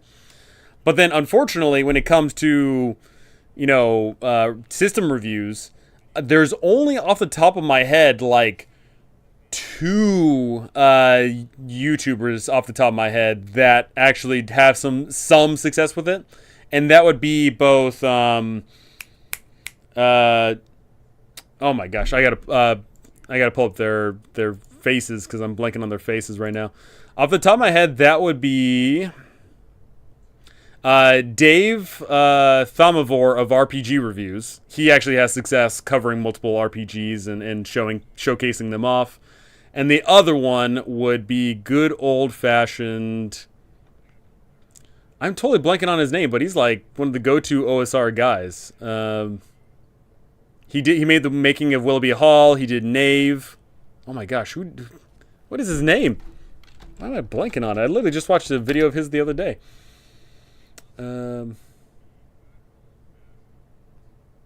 Questing Beast. Yes, Questing Beast. There, yeah, perfect. Questing Beast. Yeah, it's Questing Beast and David Thorough. Those are the only people I can really think of that actually are allowed to cover multiple RPG systems and actually get away with it.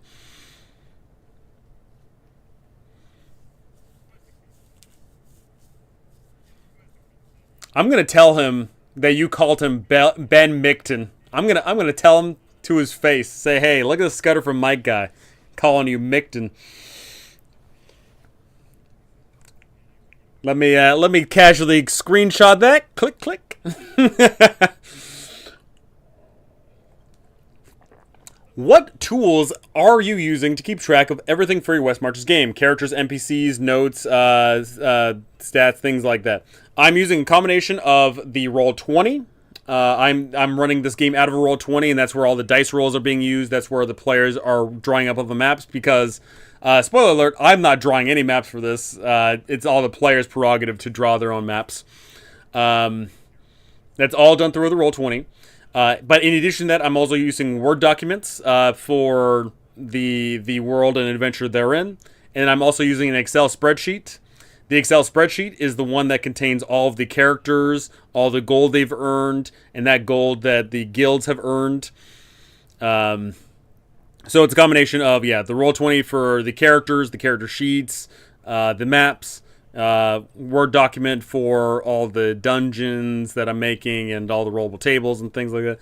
And then the Excel spreadsheet for my purview of the characters and their guild advancements and a whole bunch of things like that.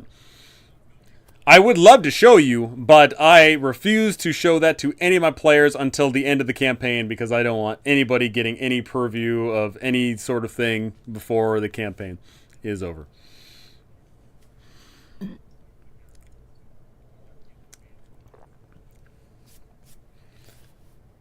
But it's been a pretty good run so far. Like I said, 27 sessions. It's so much data. I had to ask every session. I'm mind blown.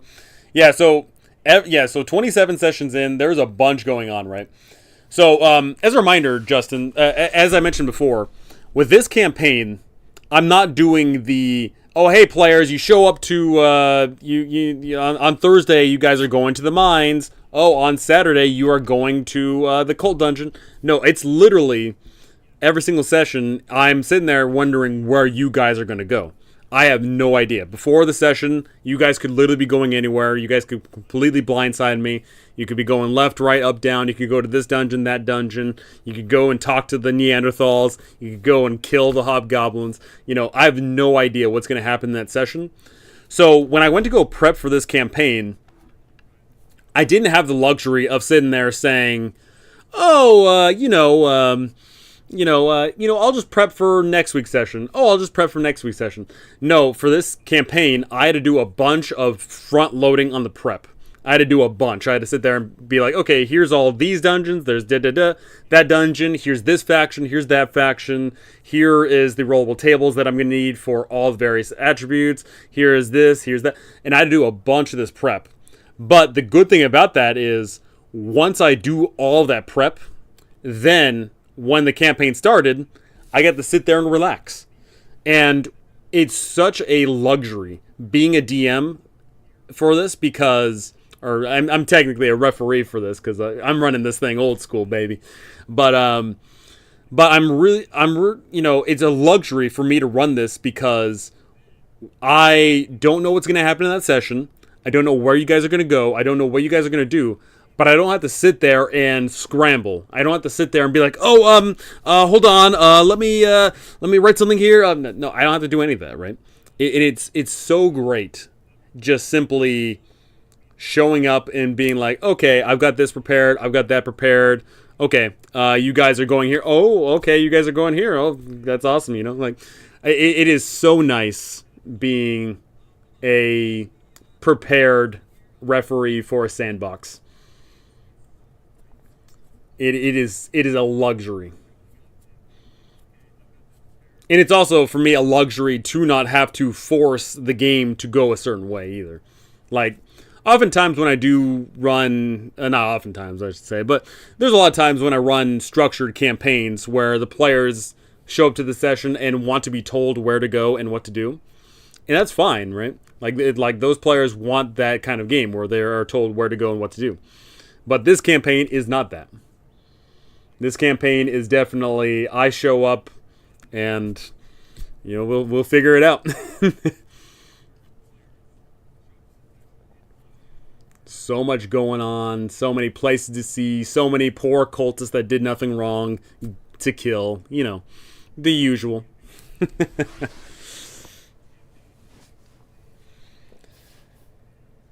That being said, I would not run all of my campaigns like this. It really comes down to the individual players. Like, obviously for this campaign, the majority of the players I have not actually ran a campaign for. But so it just worked out well for this.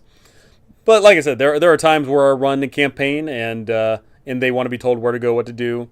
There's a lot of campaigns where, I personally like Sandbox, from a DM perspective, but I don't necessarily run them all the time.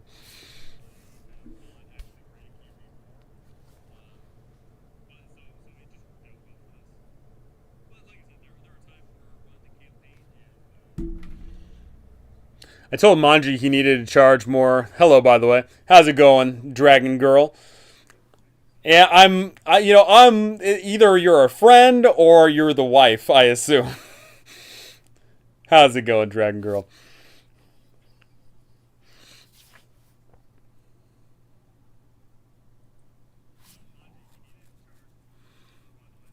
But yeah, I'm very very pleased with the outcome of the West Marches so far. You guys have been killing it. 27 players or 27 sessions. We've had a bunch of players. Bunch of places to go. You guys have done some dope stuff. I'm his wife. How's it going? Yeah, I will reiterate again and again. Tell the hubby this. Charge more. That simple, right? There is, there's an astronomical amount of money being left out on the table that he deserves for running that many games, that many players, running that much. If he even charged one more dollar per player of the 40 players, that $40 that's only $40 the first week. But then you look for a month from now, that's an extra 160. Then you look a year from now, that's an extra, list goes on, right? And that adds up. And that, mind you, that's just the $1 example. I think that if he charged even $5 more for every session, then obviously the next brackets that he'd be earning are astronomical. And I do believe that paid DMing of that scope and scale for that many players, running that much content, running what's going to be now 14 sessions a week, I definitely think that deserves a lot. I certainly don't think I could handle running 14 sessions a week. I don't think my throat could handle it.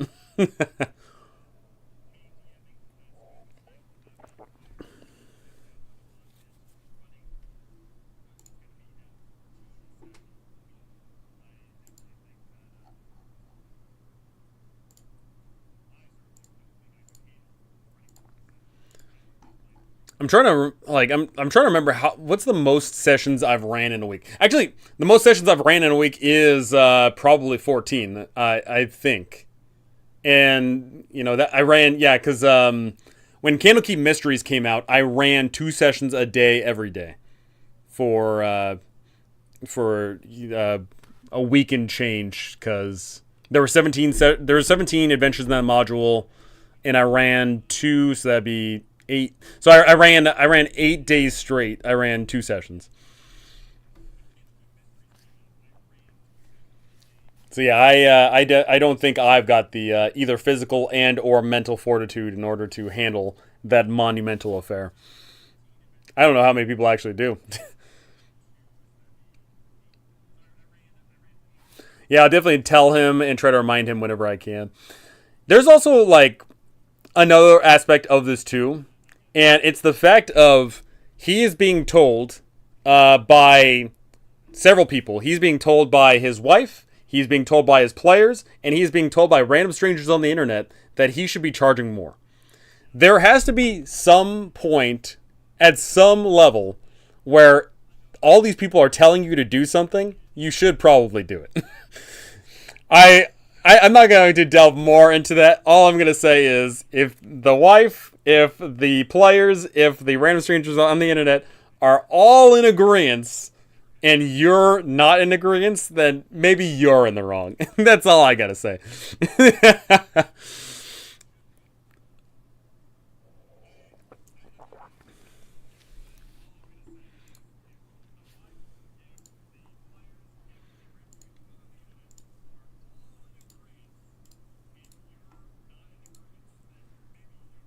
Anyone here design their characters from level 1 to 20 before they even start a game? I will tell you this, Megan, is I personally don't believe in level 20. I personally think that level 20 is the horizon. I think it is a ever-changing goalpost that you will never attain. And I think it's better that way. First off, I just don't think... I think 5e, combat breaks down once you get to a certain level and it gets ridiculous.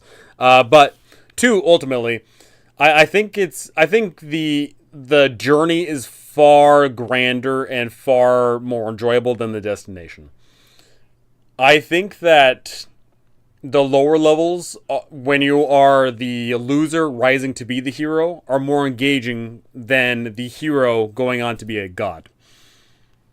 And let's be real here, a level 20 5e character is a god.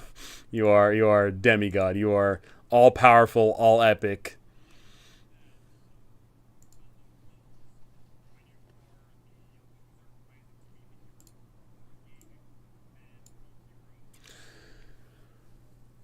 Hopefully he'll eventually listen. He is quite hard-headed. Something tells me that, something told me that. Uh-oh. Apparently some local game stores are getting in trouble because they're selling the player's handbook before its release on the 17th. Some what do you call those things? Some local game stores are going to be in trouble. Super Greeno fun. This is why I love street-level heroes like Daredevil more than Superman. Superman's just boring, flat out. Superman is easily the most boring hero in all the DC lineup, for sure.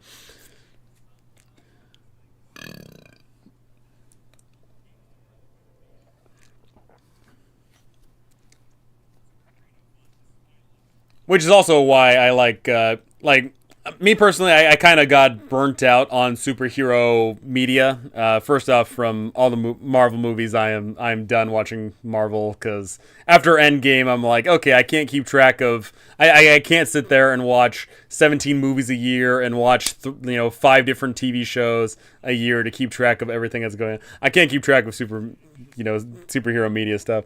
But also, in addition, like when it comes to tabletop role-playing games, I'm just far more interested in the loser being the rising to be awesome versus the awesome person continuing to do awesome things.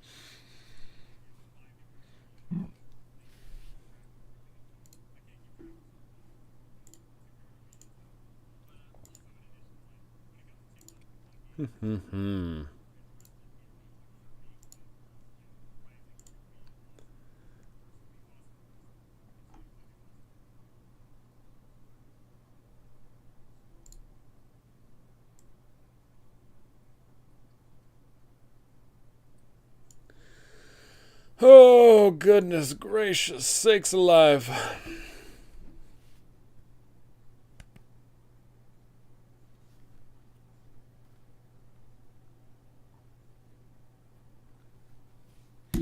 Hey, I am working here. I only mentioned I spoke to you. Now I'm being told you're talking about me. I need to build some demon Spetsnaz to work as quick attack force. What is going on in this campaign? There is There's succubi tanks. There are incubus snipers. There's demon Spetsnaz. This is going haywire. This is a clown fiesta.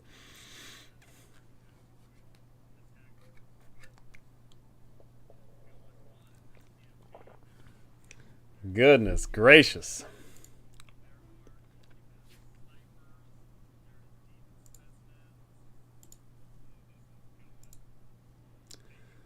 I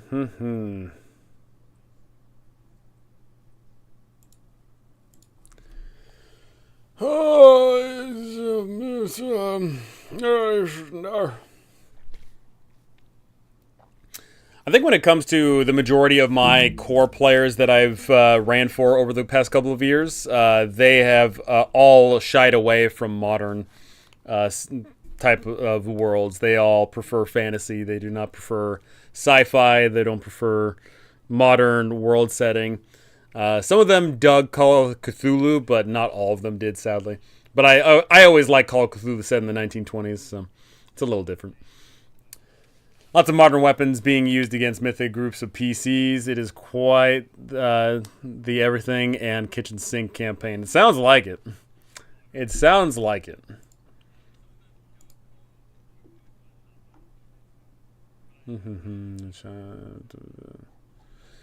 Okay.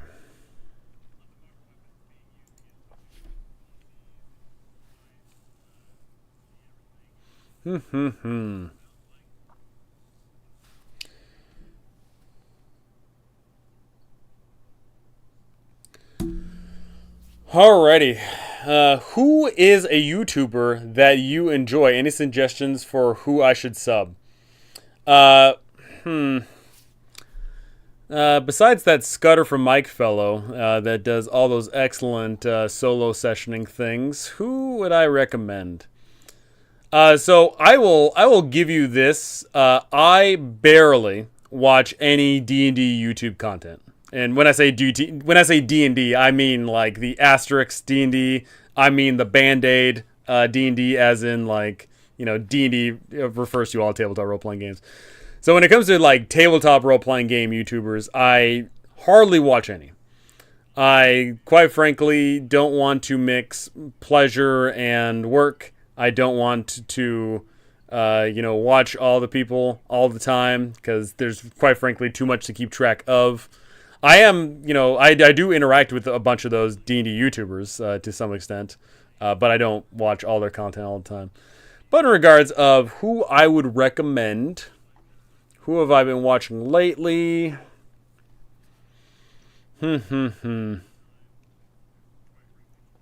Besides Questing Beast, because we just talked about that earlier.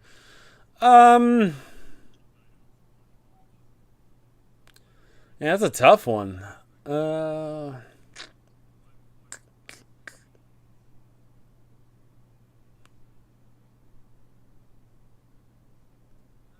don't know. I don't watch YouTube like I used to, unsadly. I don't. I'm just like scrolling through my subscription list here, and yeah, I'm just looking at them like, man, I haven't watched them in forever. I haven't watched them in forever. Oh my goodness.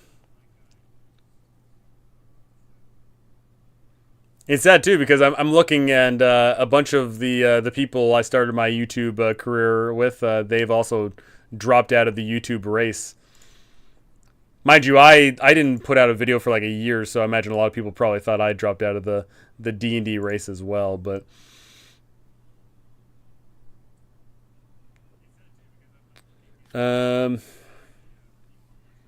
golly.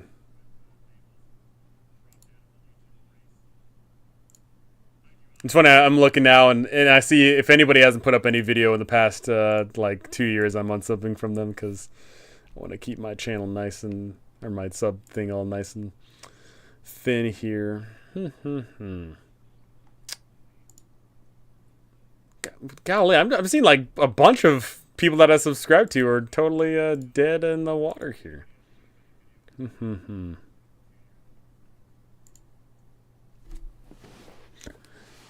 Um.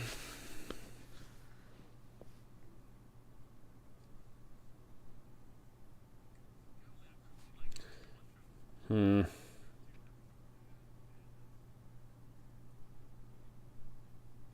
Scrolling, scrolling, scrolling.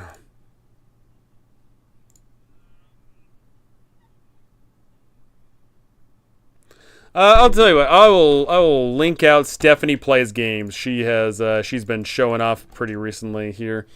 She has been popping off, and I hope that she does well in her endeavors. Stephanie Plays Games. Um,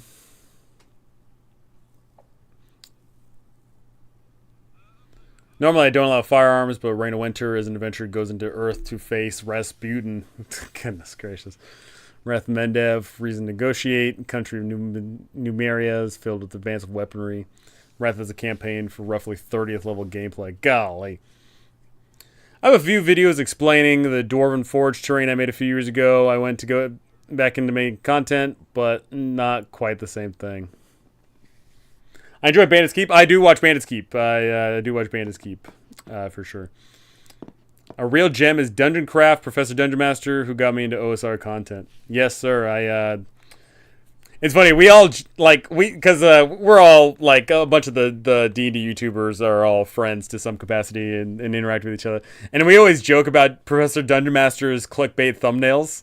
And like he knows what he's doing. Like they're just obviously the trolly clickbaity videos. But he does put out some actual he's not cheap, right? Like he's not just putting out terrible clickbait and then just like having a crappy video. He actually has a good video. He just puts it behind the hilariously cliche clickbait.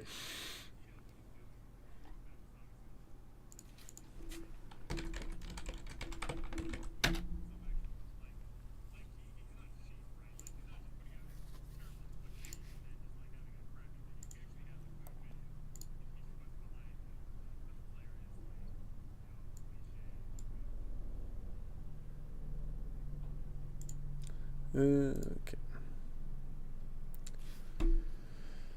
Hooey.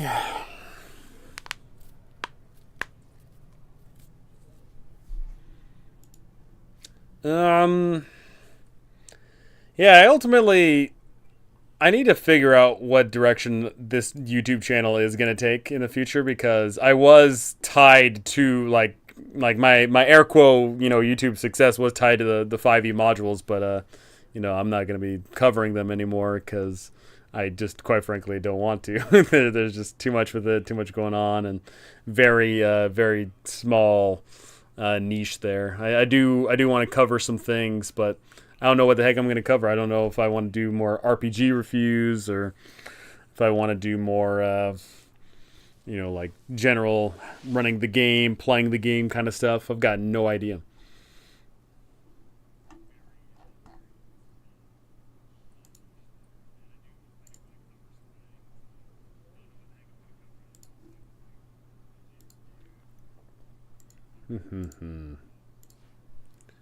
What is going on? Okay.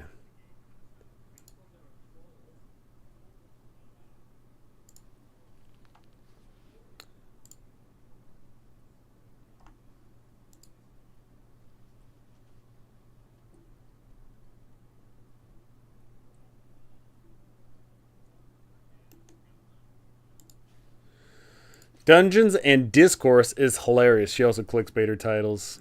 I know who this is, but I'm blanking on Dungeons and Discourse. But I'm just like I'm just having a mental block here of like who is that again? I know who this is. Yes, yeah. So I literally I talked to her just a little bit ago about oh my god, what did we just talk about the other day? Oh, I talked to her about so I talked to her about I'm just gonna post up thirst traps because I was talking about like, oh, what should I do? Oh, you know what? I'll go the thirst trap route. I'll just be the sexy D&D YouTuber guy. Like that was my plan. And I oh god, I got a hair second. She's got great takes on things. It's funny because a while ago, one of my I put out some videos where I expose myself more than just sitting right here, and I do in fact get hella compliments. Let me tell you, I do get a lot of people hitting on me, so I figured what, I'll just lean into that. I'll just lean into to getting hit on. That'll be my shtick.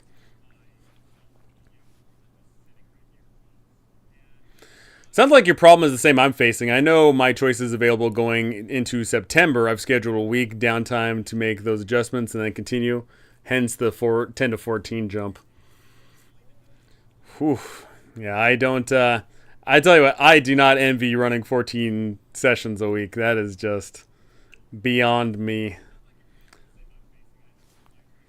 Like I like running. I like running me some D&D. Let me tell you, I like me running me some games. But on average, 2 a day.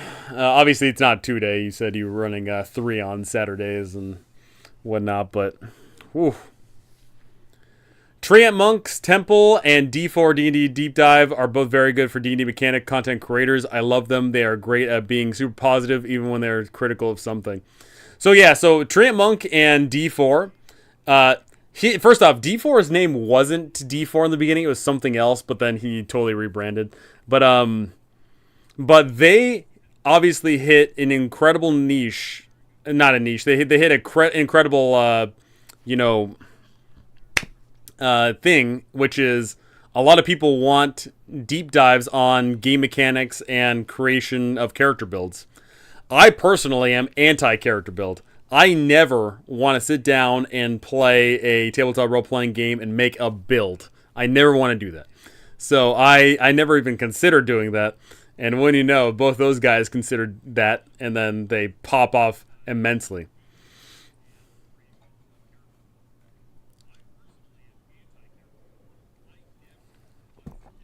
So props to them. They knew what they were doing. I obviously didn't. I don't know where I stand in I don't know where like everyone stands in regards of are character builds good or bad for tabletop role playing games. I put out a poll on that a while ago, and ultimately a lot of people. What I saw was a lot of players love builds, a lot of DMs hate builds. But the problem with that is there's obviously, 4 times as many players as there are DMs. So, ultimately builds are desired. He's crazy for sure. You telling me the plan is to be a thirst bard? Let's go. I'll be the... That is actually an incredible YouTube name, now I'm thinking about it. Or a content creator handle is the Thirst Bard. That would be very funny. 10 is simple enough, and I have a great time. I expose myself. No fun allowed. Listen, don't hold that out of context, okay? Don't be throwing that out there. I might get in trouble. Herding cats and all that. Well, I'll tell you what. So I actually have one of the highest female viewership rates of all D&D YouTubers because it's greater than 1%. First off, that it's nowhere high, by any means, but it's definitely higher than all my other contemporaries. That being said, the majority of people that hit on me are dudes, so make of that what you will.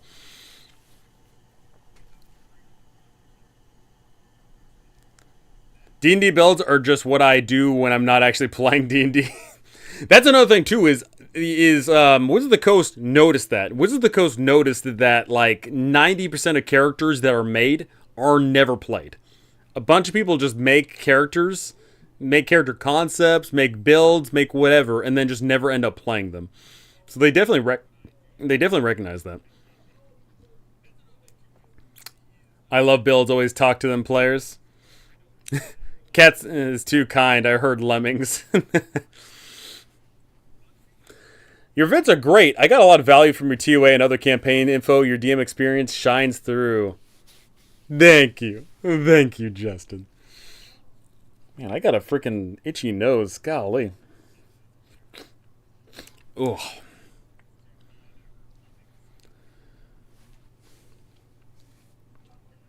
Yeah, I'll tell you what. I'll be interested to see what Wizard of the Coast has planned for adventure modules in the future. But I know dang well that they're probably seeing the reception of some of their later adventure module stuff, and probably realizing that what they were doing before is probably not going to be the plan.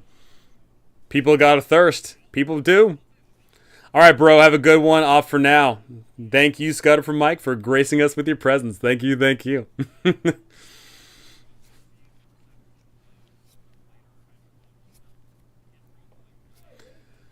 How long have I been streaming for? I started 3.5 hours ago. I'll go for another. I'll go for another like maybe 15, 20 minutes here.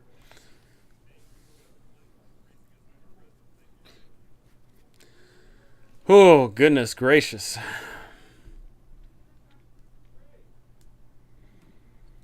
Yeah, I'm just I'm at the point in my DMing career where I don't want pre-made modules that follow a roller coaster ride of you go to room A, then you go to room B and you talk to person A, and person A directs you to person B in room C. I don't want that anymore. Like that was good in the beginning for me because I needed to learn how to run the game and I need to learn that players ruin everything. But now I'm at the point where I want sandboxes, I want adventure locales, I want adventures, not stories. Because I've now at the point where when I go to read an adventure module and the players have no input on it, I just sit there and think to myself, I know as a player I would hate this. I know as a player I would hate if I could have no input. I know as a player I would hate if I had no say or do or course in the matter. I will always go here. I will always arrive at this time. This thing will always happen. You know, I want there to be the knowledge of the what if. And I know that doesn't come with a lot of the more modern adventure modules. So I'm really looking forward to adventures that actually introduce the what ifs. OMG, I do hate that. Yeah, it's unfortunate, and you know, I know that permeates not just in 5e. I know that does permeate all throughout all tabletop role playing gamedom. There is a bunch of adventure modules just like that. I use them to mostly keep players on track. Yeah, there is like there's a sweet balance. Of course, there is the balance of your players go to the location, but when they get to the location, they can go to either A, B, or C, and then from there, then it branches out to further like A, B's, and C's. But ultimately, I just hate the go from 1 to 2 to 3 to 4. Can't go off the track too far if there is a story underlying their mechanics. Yeah. Consequences for the player's actions. Yeah, there should be consequences to your actions. You should feel that you are actually contributing to the game. Because one of my fears as a player is if I wasn't here, if I didn't do the thing, would anything have changed? And I have played in games where I know dang well it didn't matter what I said, it didn't matter what I did. The outcome was always going to be the same. And that is not why I play tabletop role-playing games. I play tabletop role-playing games for the uncertainty. If I wanted certainty, I'd go and play a video game, quite frankly. If I wanted to know for a fact, like, I think a really great example of that is, Manji, you're running one of these, Wrath of the Righteous, right? Like, Wrath of the Righteous, if when you go to play that as a video game, then okay, like I'm playing within the parameters of the game and thus I can only do what the game can do. If I played in a tabletop version of Wrath of the Righteous and there was literally nothing I could do to change the outcome outside of what I could have done in the video game, I would have rather played the video game. I run as a professional gaslighter. I run with the player's background first, their build and choices screw over the original enemies and NPCs they would face. There you go. Modules are extremely good for using as a stepping stone. I like building off of them. I do as well, right? Like I'm doing that for a great many things. Of, you start with a skeleton and then you add the meat on them bones.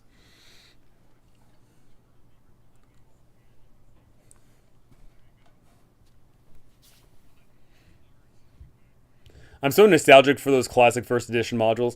Man, mind you, I'm using a bunch of those for like my adventures as well, and going for the classic alphabet groups there of the B's, the X's, the T's, I'm trying to think of what my favorite letter group out of the classic groupings are. I'm going to be looking at them right now, in fact. D&D OSR modules. Let's see. I'm not a big fan of the A group as much. B's got Search of the Unknown, Keep of the Borderlands, Silver Princess, Lost City. B's pretty freaking... Oh, B5, Horror on the Hill. B's really good. The letter B in the old school groupings there, that's pretty solid. The C, you've got Hidden Shrine of Tomoe-chan, Ghost Tower of Avernus, Lost Island of Castellnir, To Find a King, The Bane of Linwil. That's some good stuff in C's. What about the D's? The D's. Oh, D's the whole Descent into the Earth, or Descent into the Depths of the Earth. D's are pretty solid, high level play. G, I'm not a fan of. I'm not a fan of the Giant Saga. I don't think the Giant Saga was that interesting, personally. Oh, L. L's actually, I think, a really good. Secret of Bone Hill, The Assassin's Knot, Deep Dwarven Delve, Devil Spawn. And those are some good ones. S is probably one of the best lineups though. Tomb of Horrors, White Plume Mountain, Expedition to Barrier Peaks, Lost Caverns of Sochcanth, real solid. Great stuff.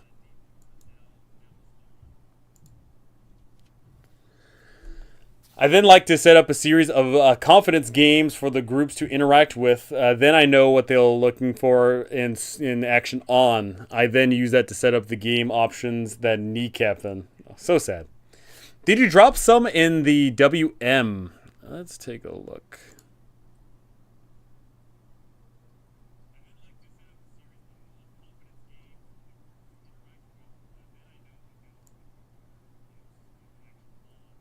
What's the WM question mark?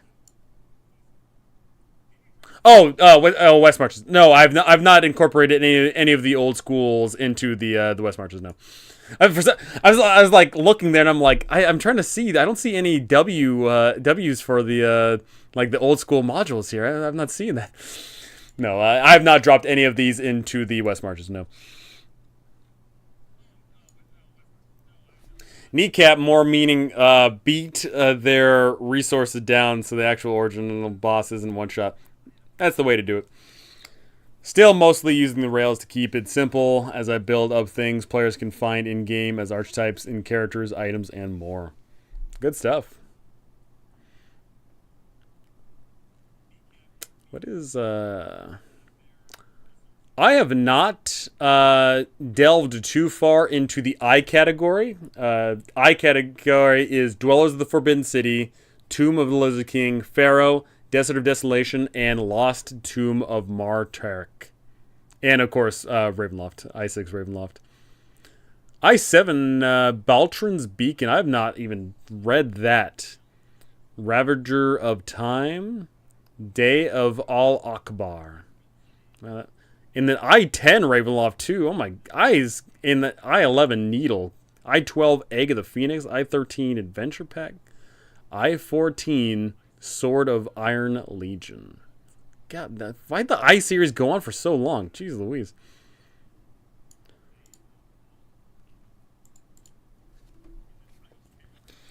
Alrighty, I am going to say that I am going to hop off in 5 minutes. So if you have any questions, comments, concerns, gripes, moans, complaints, or general observations, speak now or forever hold your peace until next time.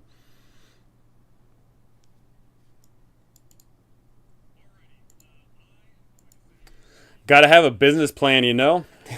You know, you don't have to. Sometimes you don't. Sometimes you can just absolutely wing it. Run them all. I'm genuinely curious how long it would take to run every single one of the classic lettered numbers. Or not lettered numbers. The classic lettered old school adventure modules, because there is quite a lot. I'd sit there and count them all. It's a bejesus ton. But there's quite a lot. And mind you, some of them are like a ridiculously high level. I'm trying to remember, one of them was like, for old school, it's like level 30. Have a great night, everyone. Thank you for the chit chat. I am Megan5 on Discord. Fun discussion, great chat. Thanks for everything. Night, y'all. Thank you. Yeah, thank you all so much. It's been a blast talking to you all. Talking about the things to come, talking about the games I'm running, talking about the games y'all are running. It's a good time all around, so thank you.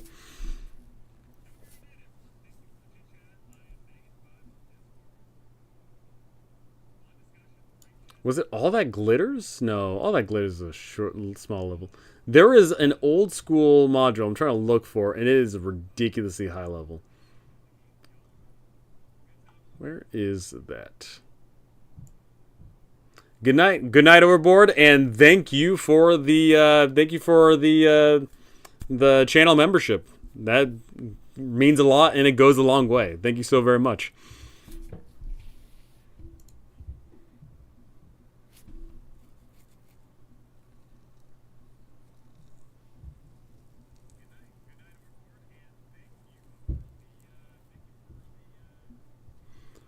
See ya.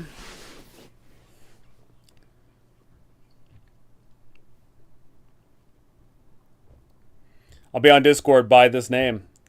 For sure. I'll, I'm probably not going to touch the Discord later tonight, but I will be hopping on, next time. I'll be, I've been running games in there.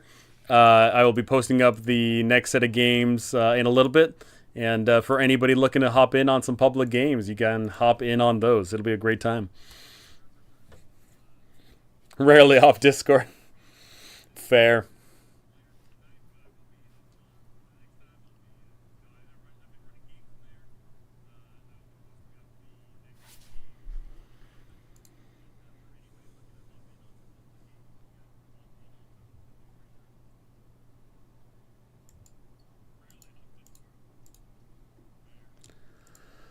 Holy, good stream. 3 hours 45 minutes. That's pretty respectable.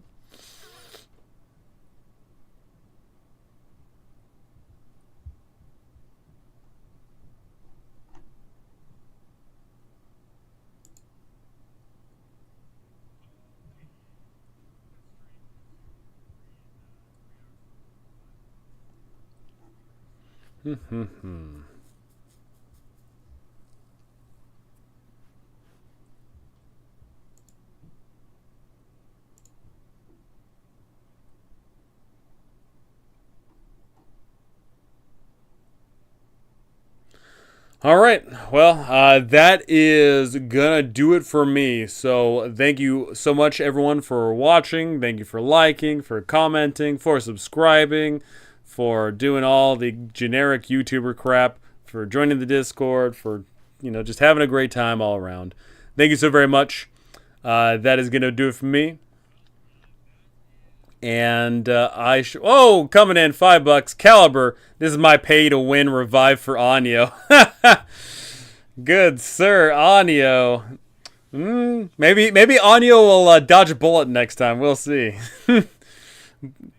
Maybe Anyo version 2 will dodge a bullet next time.